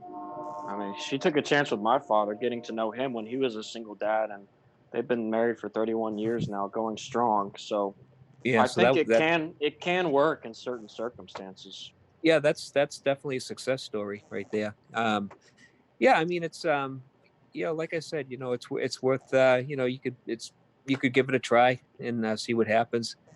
The other thing that kind of worries me a little bit with like single mothers is they tend to put the guy, everything, the dog, the kid comes first, even the pet dog comes for, before the Right. before this guy that she's dating, but I'm not saying that's always the case, but Yeah, I'm like Batman over here. Yeah. but Yeah. you just gotta kind of play your cards right and be kind of careful out there with single mothers. Okay. Well, I appreciate that word. Yeah, no Yeah, problem. I disagree with that though. If you're young, I disagree. If you're below the age of 30, 35, I say no because right now, um, the laws are changing where you can be put on the hook for a kid. It can end that the relationship can end after a year, and you could be if you let the them move in with you, forget about it. You have common law and all that shit, and then you get to Uh, pay child support for a kid not even yours. So I'm like, oh, I say maybe one night. I say the younger guys pump and dump single mom, and I say to the older guys, unless you have a kid, I say don't date single mothers unless you have a child yourself. wow. There's no Okay. point. I didn't. I've heard that before. I've heard people talk about the fact that you could end up paying child support for a child that isn't yours. I didn't necessarily believe that at first. I don't know how true that is. Actually, that is true. Is it? If you Wow. marry a woman who's got kids already, after a certain amount of time goes by, you can actually be, if they cannot find the original father, let's say he skips country, right? Hmm. Then you, as the man who's now married her, can become legally obligated to child support to them children. So you would basically have to dodge the marriage contract if you were to date a single mother. Yes, yes. Okay. That's a Mm. good. Basically, Um. you have to be a MGTOW. You have to follow the MGTOW Hmm. rules and no living with you and no marriage, no nothing. Yeah. Because And once you knock them up, then you're tied to that one forever. And she has oh kids yeah. successfully. So then you're done because you're tied to her forever. And then the judge can say, even though you're not biological father, you're the father figure the kid saw. You have to support this woman's lifestyle for the rest of until the kid's 18 or college age. And you're like, what the fuck? Well. Yes. Unfortunately, the court systems isn't very fair this way. You know, it's the minute you marry a woman who's got kids, if that father was to dive out of the country, you can be held legally responsible to support them kids because Oof. Wow. you took on that role when you married her. Hmm. Yeah, I think the. you will get stuck with that definitely if you marry her. I mean, once you get married, I mean, she owns you pretty much. That's crazy. Yeah. And the catch-22 to that is that if you were to I mean, if you were dating a single mother and you let her know up front that you were not going to sign a marriage contract, you're probably going to end up back in TFL anyways, because the minute she hears you say that, she's out the door. Oh yeah. Yeah, you gotta be more tactful than that. And you want to date her. That's the only thing I Wow. would concede on PUA was like, yeah, you can't just be like, oh yeah, I just want to Yeah. have casual sex and keep to the curve. If you say that shit, you're done. She's gonna. Yeah. I mean, Well, and then you see what the guys are doing. I mean, like I told you, my beta male guy, and my roommate is like, he's willing to date a woman that abuses him over the phone and doesn't want to even have his kid. She already got a kid. She just wants a guy that get her military benefits. yeah, well, He's so blind he can't. He's so desperate. TFL. He's just a TFLer that doesn't know what it is. That's all it is. Yeah. yeah, I can attest to that actually, what you just said, Armchair, because I had a lady friend who was, she was a servicewoman. She was in the Navy, and she used to tell me about how she had this guy that she's going to be married to just for some sort of economic benefit she was going to get out of it, and that she wasn't actually going to do anything or be intimate with him at all. And it went over my head at the time because I didn't really pay attention to it. But now that I think about it, once you mentioned that, I was like, holy shit. Makes a lot of sense. A lot of these women are Yeah, just they in do it it for all the the time. monetary benefit. They don't have any emotional connection to the guy they're with. They're just looking for the monetary gain. Yeah. They want you to, they want to, it's all financial support. They want you to put that kid through college or something. You see this stuff all the time, but it really depends on the family.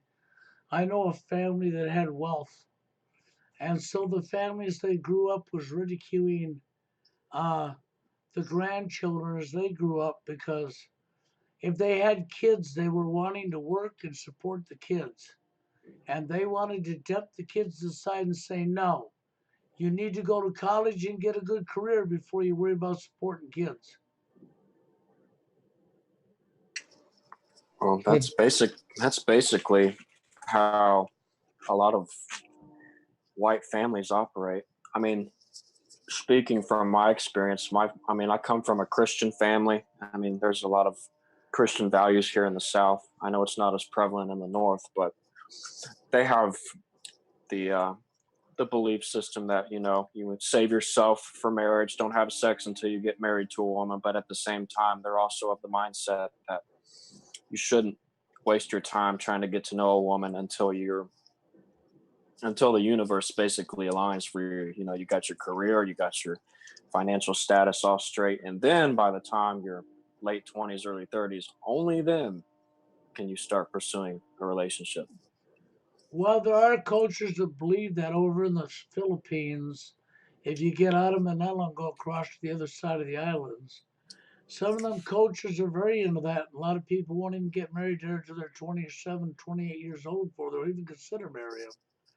But in the Philippines, in that culture, there also isn't no divorce. So it ain't like you're going to get married and divorce him. If you marry him, you're with him.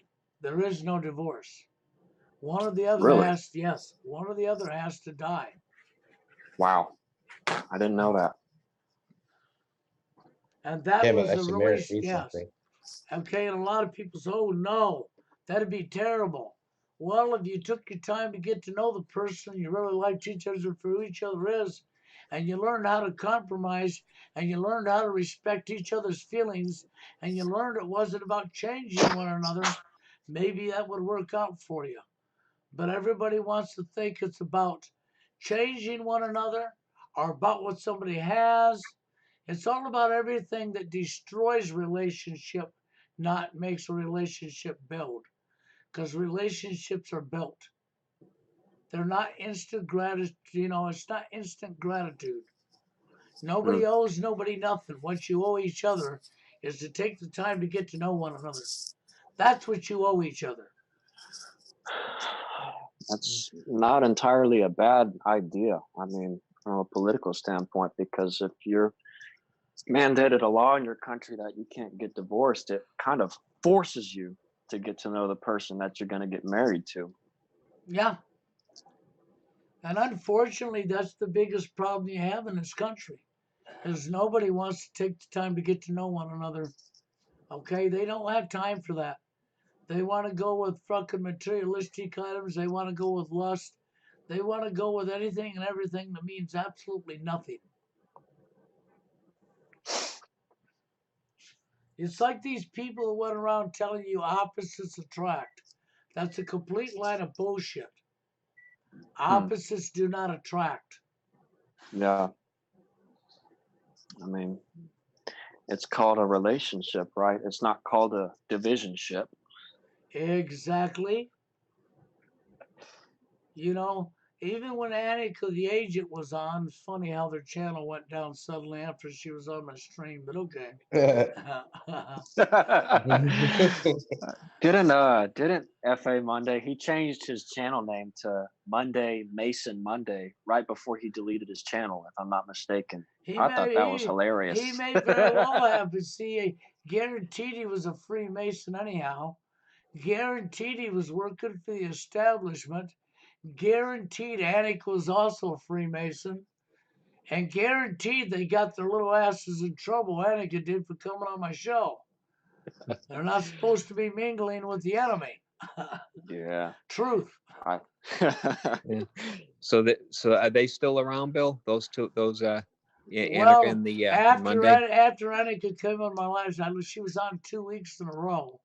And on the right? second week, as soon as I got through watching myself scare the fuck out of her when I asked her about New World Order, and I'll never forget her face. If you'd been in the stream to see her facial expressions, you'd understand I scared the shit out of her, okay? Then, after I was through popping her, I removed her from the show. I didn't have no need to be here. The only reason I let her in was to bust an agent. I Right. already knew that her ass was a fucking agent, just like Monday. Yeah, I mean, she was you could definitely see through the BS with her. Like literally after 5 seconds, I started listening to her. I was like, Oh yes, just the tone, the tone of her voice says it all. It was. And the first show, the trolling started shortly after Steve Hoka pissed her off, okay? And I had all this trolling going on throughout the whole show. So I changed the way I did things. So on the second show, when she was brought in, I just happened to know the people in my live stream were being very honest. And there was only one person in the live stream that stood out. He was the person who muted his mic and was using his other device to come into my show that nobody had an ID number for. That name would be Ron Fan.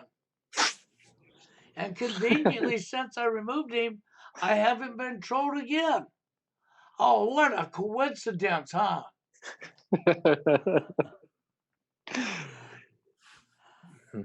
that was the guy that used to come in the chat with the Muslim terrorist music. Yes. That never gets old. Well, no, but as hey, you know, gents. I hated that with Steve's show when he got fucking porn put in his show.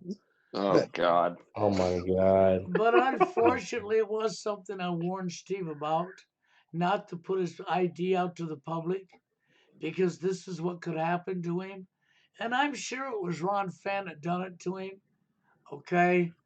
Because Ron Fan was trying to call Steve that one night in the middle of the show, which means Steve had Ron on his friends list, or that couldn't have happened. And unfortunately, when Steve put out that damn ID number to the public, he opened the door for it to happen to him. And I don't like what happened to him or approve of it. But that's the reason I won't put the ID number of this meeting to the public's eyes.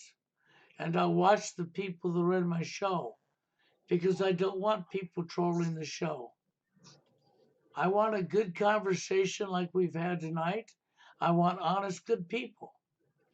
And I know the people who are in this chat tonight, in my heart, are all good people. I mean, Armored Chair right here, we've had several conversations this week. I'll tell you what, he's a good man. And I know Dave's a good man, and I can tell you right now that Hayden Rose is as well. See, this is what I want, is I want good people in the show.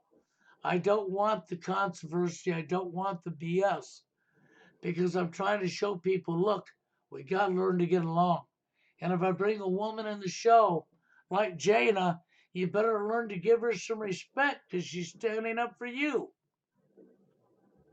Okay? She's done nothing to nobody here. She's not no agent.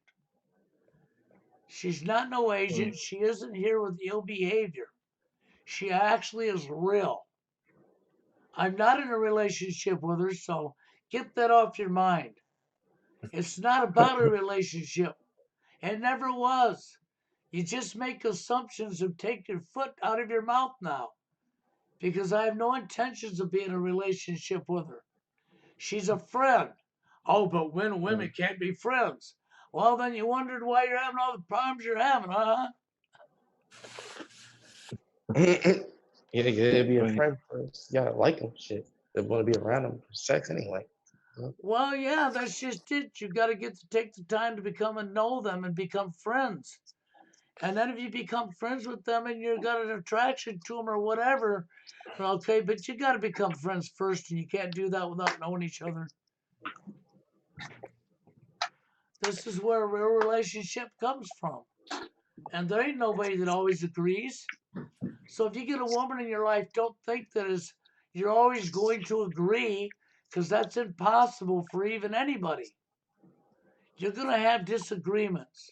And this is where you have to learn to compromise and understand each other's feelings and not try to change it for somebody else. Yeah, it takes a lot of work, doesn't it? It does. It takes That's a lot of effort.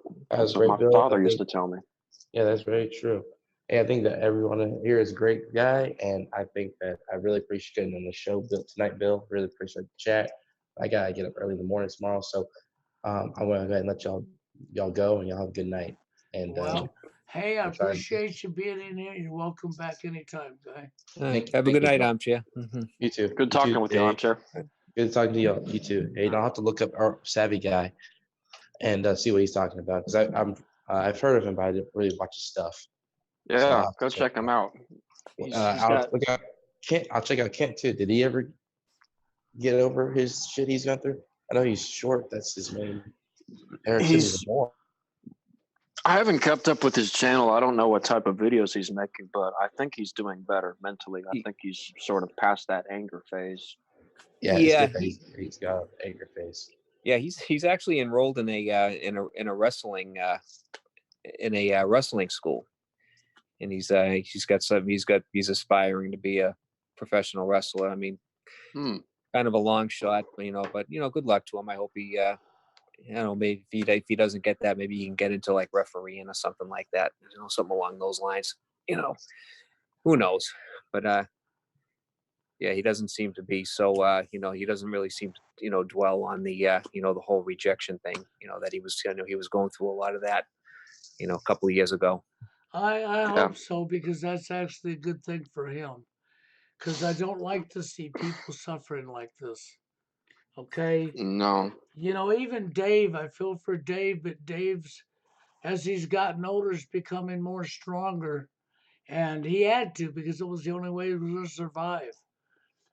And he's realized a lot. I wish Dave could meet somebody that really like him one day. But, I can't promise that to nobody. Right. But I did find it funny how over this last few days, I got some clown to come up here and posted a couple videos and who sent a bunch of slander to my email, got himself blocked from my email. Okay. And he's decided I'm a swinger, so that's awesome. I think it's pretty cool when somebody knows everything about somebody they never talked to in their life. So now he was saying you're a swinger, Bill. Well, yeah, I'm a swinger now. I brought Jane on my show. So since I brought Jane on my show, I must be a swinger, right? Jane actually, she seems like a very legitimately nice person. I mean, I could kind of tell that from almost immediately listening to her. You can when you've been around a while, you can kind of see that. You can pick up on that pretty easy. Well, that's it. Like Jane actually is a really legit person. She's not no agent. She's actually legit. She actually means well, okay? And she wants to help fight back for men. She don't agree with the corruption. She sees it in the media, and she understands it, and it pisses her off, okay? Which it should. I just wish there was more women to get pissed off about it, okay? But for her to come on my show and be attacked the way she was, that was just uncalled for. Hayden was here that night. He got to experience that himself, okay? He knows what happened that night. People lost their damn minds, and you want to say that men think with logic and women think with emotions. Well, on that night, we must have had a bunch of women in here then, huh? Yeah, I mean, that was disheartening to see some of the comments. But I mean, once again, a troll is a troll, and a troll is never going to change. He's in it for the drama. He's not in it for the solutions. No, and that's why my list becomes high for people I boot out of my show. I didn't boot Amina Rodriguez out of my show. She thought I was, but she hasn't said enough to make me boot her. Okay? But unfortunately, Espio did. He wasted no time testing his luck. So he's gone again. Well, I actually think that some of SPO's content was pretty good. I mean, he talked about how white culture, the parents kick their kids out at 18 and how that's pretty prevalent in the white community. I thought he did some pretty good work talking about that. I guess my only issue was his stance on how he thinks only 1 in 17 men used to reproduce back in the day. I don't know how you could come to a conclusion I like that. don't. He's going by BS articles on the net, and the only thing I can say is this: anybody that's even remotely awake knows that we've had lots of fraudulent events happen in society that never took place, and they've been wrote into the history books like 9/11, like Sandy Crook. Okay, they've been wrote into the history books for children, and 50, 100 years from now, be learning the true official lie and their history. And when I think about that and I look back, the way they push history on you in school, then we know that if you pay attention, after World War II, they took the history books out of the school system. Well, why would the government replace the history books after World War II? Well, there you go, because they don't want you to know certain things that was in the books. So they rewrote them to hide that from you. It's a major cover up. Yes. And so, I mean, it's in your face. Okay. And I don't try to be hard on people when I remove them from my show. But Espio's the guy that came in my show the first night on my show live and said that we'd just shut up about TFL and go away. Espio's the one that said he studied NWL. And then he turns around and double speaks and goes against the very thing he said and preaches what the NWO wants you to do. So he's going along with the agenda. This is the reason I keep removing him, because here he was again tonight. There I go with that crazy bullshit again. Okay? So rather than take the time to look into anything, you're just going to disregard Herbert Walker Bush, Bush Sr., or, Bush Jr. You're going to disregard Henry Kissinger, Barack Obama, Bill Clinton, Hillary Clinton. Should I go on? Joe Biden. All of these people have told you about it in your face. But that don't mean nothing to you, right? You could just keep disregarding it.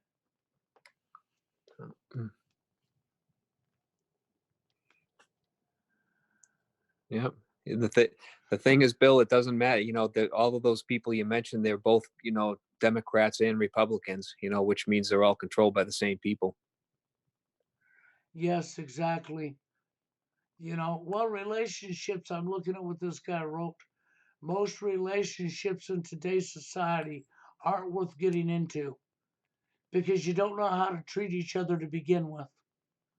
So why do you want to get into relationships that can hit yourself in the head with a hammer? Maybe you should try getting to know each other first. That's the first place I'd say. And it's not about what you bring to the table. Okay, period. End of story. It's not about that. It's about getting to know each other and liking each other for who each other is, not who you want them to be. Yeah. But most people don't want that. They want to dictate somebody else. Right. Today's world, that seems to be the toughest thing to do, is, to get to know somebody. It really is. It's sad because that's the foundation. That's the foundation of a successful relationship. And you can't get that. You can't get that today because everything literally is upside down. I mean, the saying is true. When you look at everything, it's backwards. Everything is upside down. Doctors destroy health. Lawyers destroy justice. Psychiatrists destroy minds. Scientists destroy truth. Major media destroys information. Religion destroys spirituality. And governments destroy freedom. All of that is factual. None of that's a lie. That's the reason I keep putting that in your face. And the dating scene is just as upside down. Your foundation to a relationship is what are you bringing to the table? What do you have to offer? Okay? Your foundation. Oh, well, we can't take time to get to know each other. Your foundation. Oh, I just need to get my dick in a hole. That's not a foundation. That's how you destroy. Just like the dramas going on in relationships. Everybody's at each other's throat. Well, you didn't do as she said, or she didn't do as he said. Well, whoever said you had to do what they say, well, but if I want them to stay with me, what are you, a fucking idiot?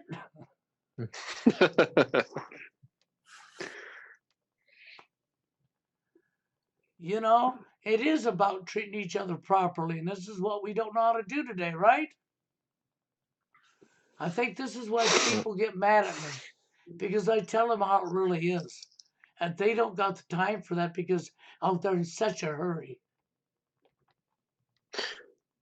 Well, I think that's just it, Bill, that we've been, I mean, even just the terms that we use, the term get into a relationship kind of just goes to show that we've all been in some way, shape, or form brainwashed by the social engineering. Because if you really think about it, we use that term get into a relationship as if you can just meet a woman that you're attracted to, click your heels together 3 times, and automatically things are just happily ever after. But it's something that, like you said, I mean, it has to be built. It can't just be something that you just snap your finger and everything's dandy prancy, you know? No, that's exactly it. That's why I always say what I say.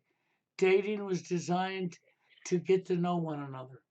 You're going to meet people along the way while you're dating that you're not compatible. You don't let it bother you, move on. And as you find somebody that you have things in common with, that have things in common with you, then you keep going on dates. Why? To get to know one another. There's no time limit. Why are you hurrying?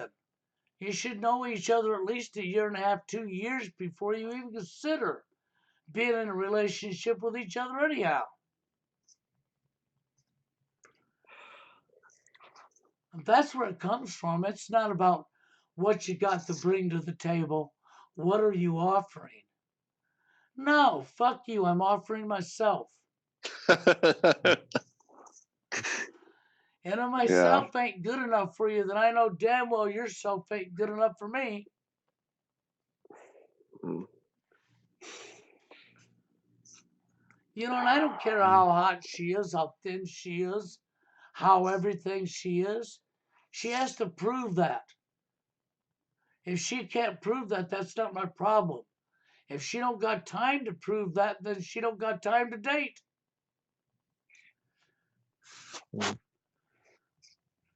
And you sure should make time for her in that situation.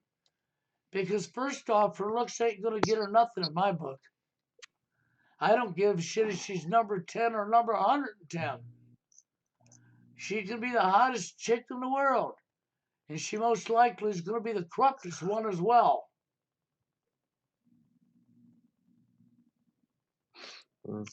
Unfortunately, I think it tends to be that way. Well, that's because your most hottest ones get the most spoiled. Yeah. They get so much shit handed to them just based over their looks that they're not keeping, by the way. And then you notice how the relationship don't last. Well, that's just what happens when you pamper. You know, you want to complain about narcissist women? Well, you created them. You're the one that pampered them. You're the one that wouldn't call them out on their wrongs. You're the one that turned your back to every one of their wrongs, allowing it to happen.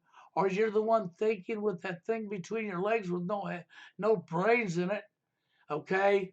And she knows it, and she uses it to get her wants. but you're using it to get her pants and she's using it to get her wants. So you're right back to usury again. How you going to get out of that? It's using one another. And relationships shouldn't be a trade off, neither. It's not a trade off for this or that. You wonder why children ain't got mom and dads looking for sick behavior. Mm. You know, I've got a friend right now, a female friend that I know, who has 3 kids by 3 dads. What does that tell Jesus. you? All 3 kids, the only kids she has, were all by different dads. Matter of fact, she cheated on her honeymoon. That's right. Mm. She got married, and the day she got married, they went for their honeymoon. So she left him alone in the motel room and went out and got drunk and had sex. Jesus. Great honeymoon she had for her husband, right? Her newly wedded husband, this is how she treats him. That's, and I thought How my long did prom that night was a disaster. how long did that marriage last, Bill? Oh, that lasted a whole 2 weeks afterwards, and he left her. And do I blame him for leaving her? Hell no.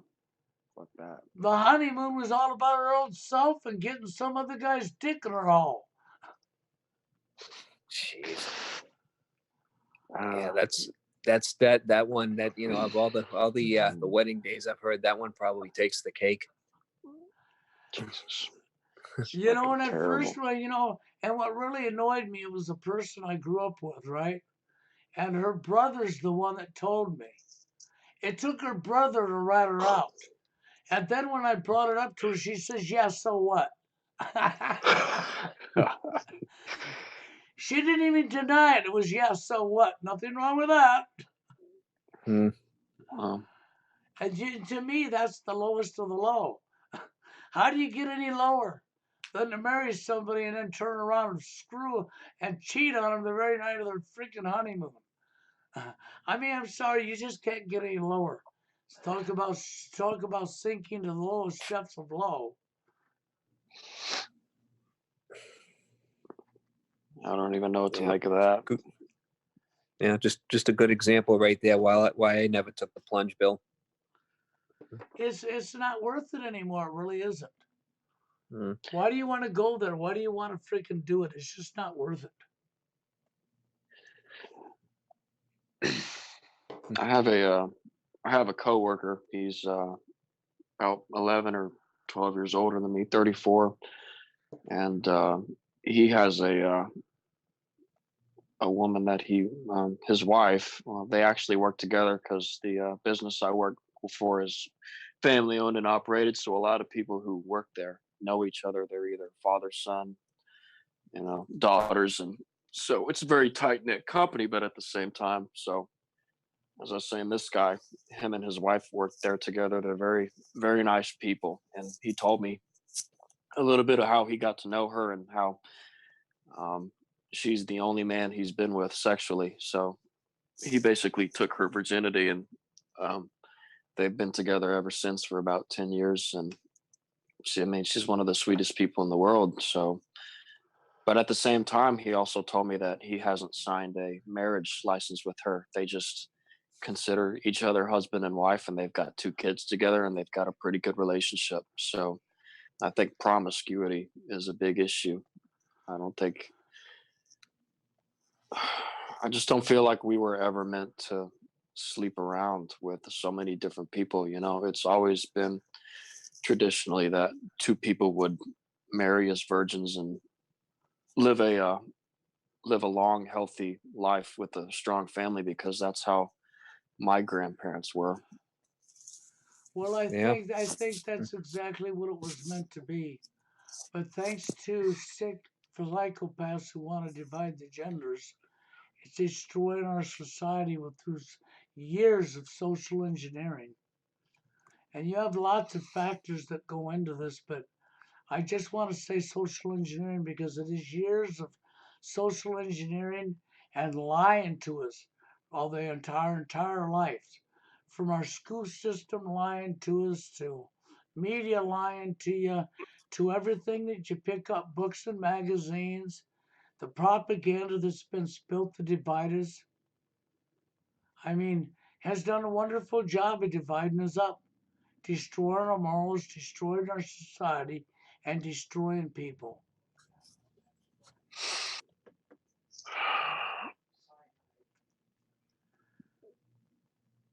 Yeah, Yeah, that's a good point.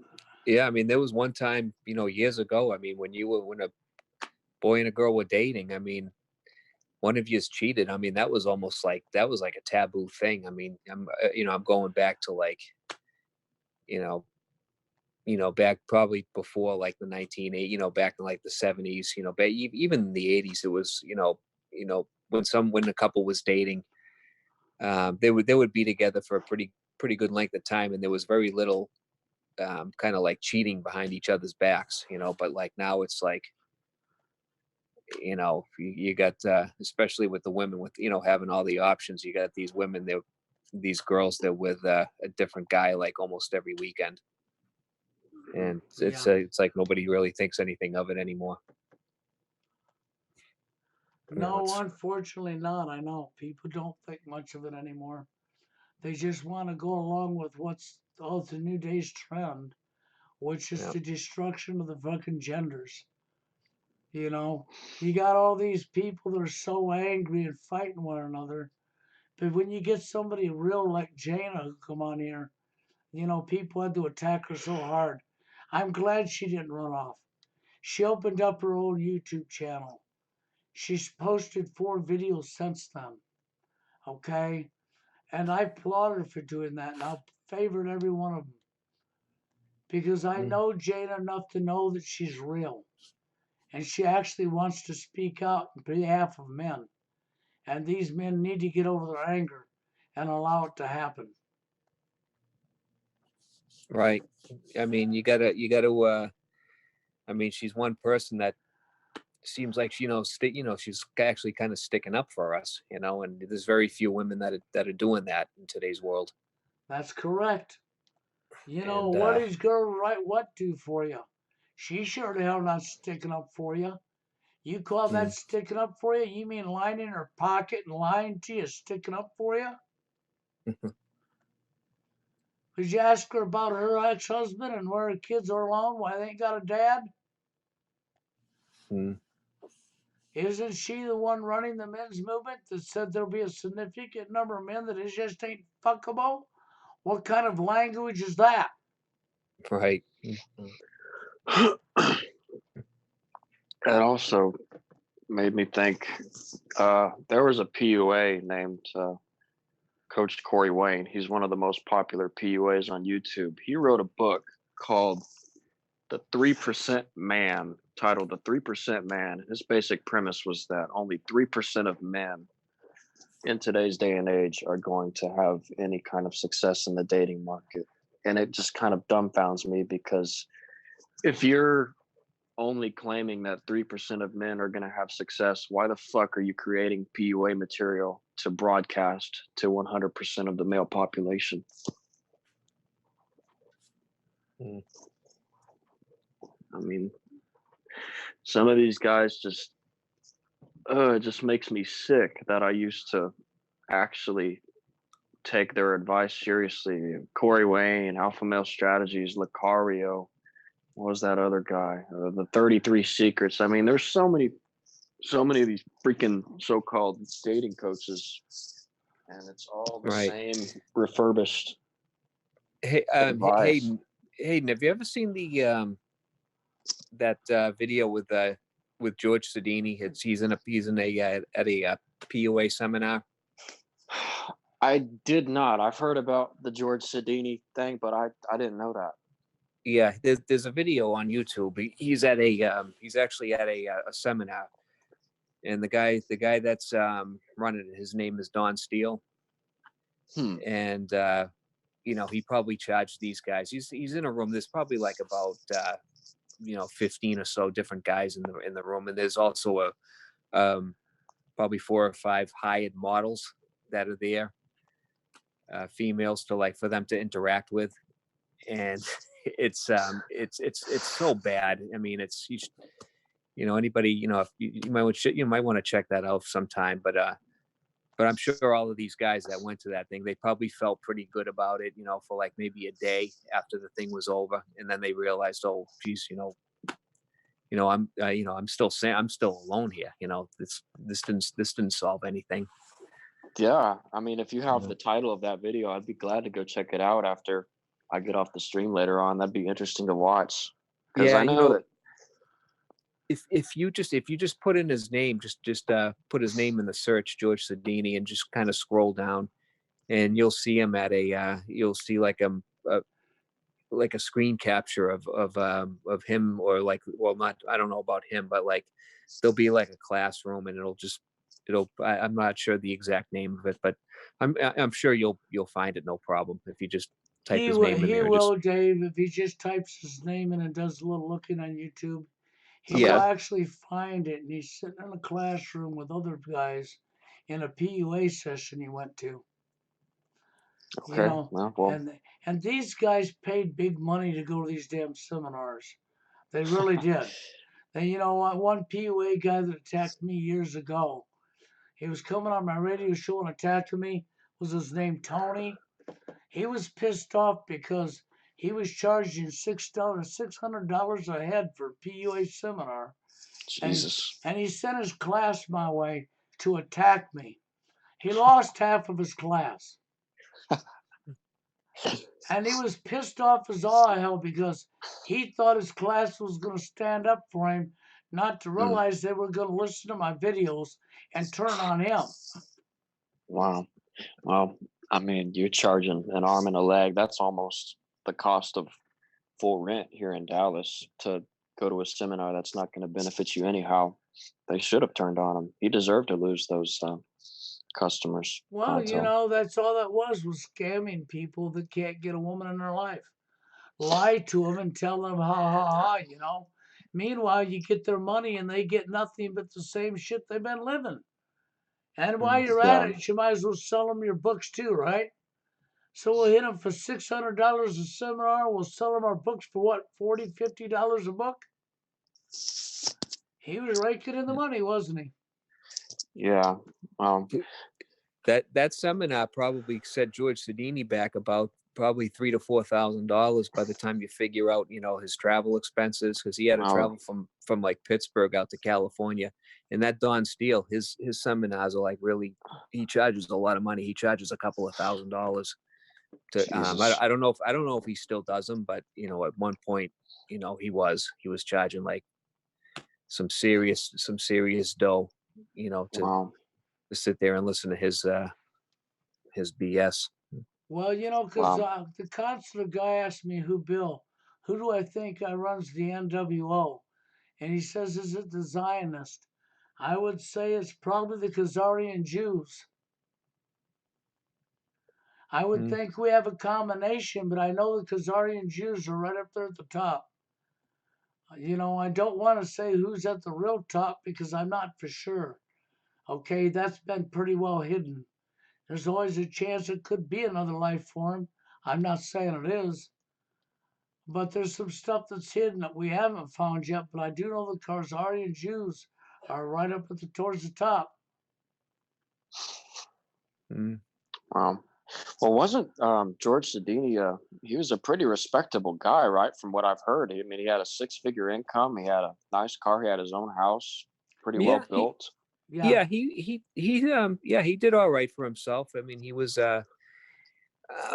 was kind of, I kind of think he was kind of like a little bit like me in a way, I mean, he was, when he was, back then he was about, I'm about the same age now as he was then.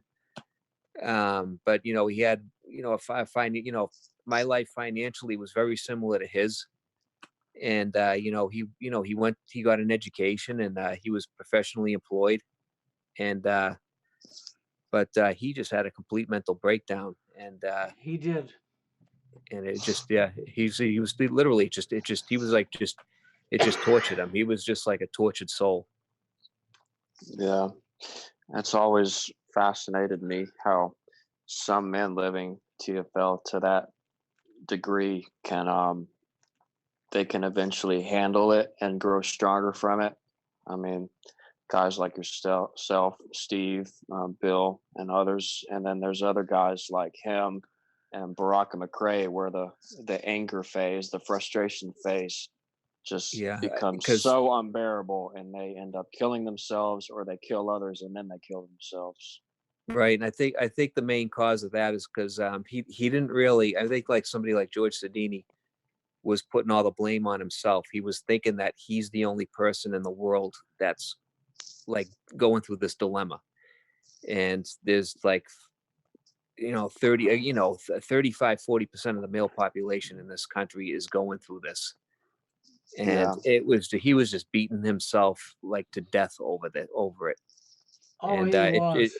it just drove him over the edge. It just made him go completely insane. He lost his Unfortunate, mind. yeah, unfortunately, He done what I wouldn't advocate anybody to do. He didn't want to turn 50 years old and still be alone. And Mm. so he took a vow to himself and lost his damn mind and went and did some crazy shit. Okay. Consular guy says, okay, do I think Rothschilds are affiliated with TFL and Incel? No, I don't. Okay. TFL and Incel are a direct creation of social engineering. Yeah. Well, I'll have to go check out that video of him at the PUA seminar. It kind of reminds me of that guy, Dan Pena. If you ever heard of him, he runs those how to be a better man seminars for like 10 grand a pop oh up yeah, at his castle. And it's like, what the fuck? $10,000, huh? Wow. Jesus. Yeah, I Yeah. mean, that's legit. I mean, a lot of people have verified that he actually does charge $10,000.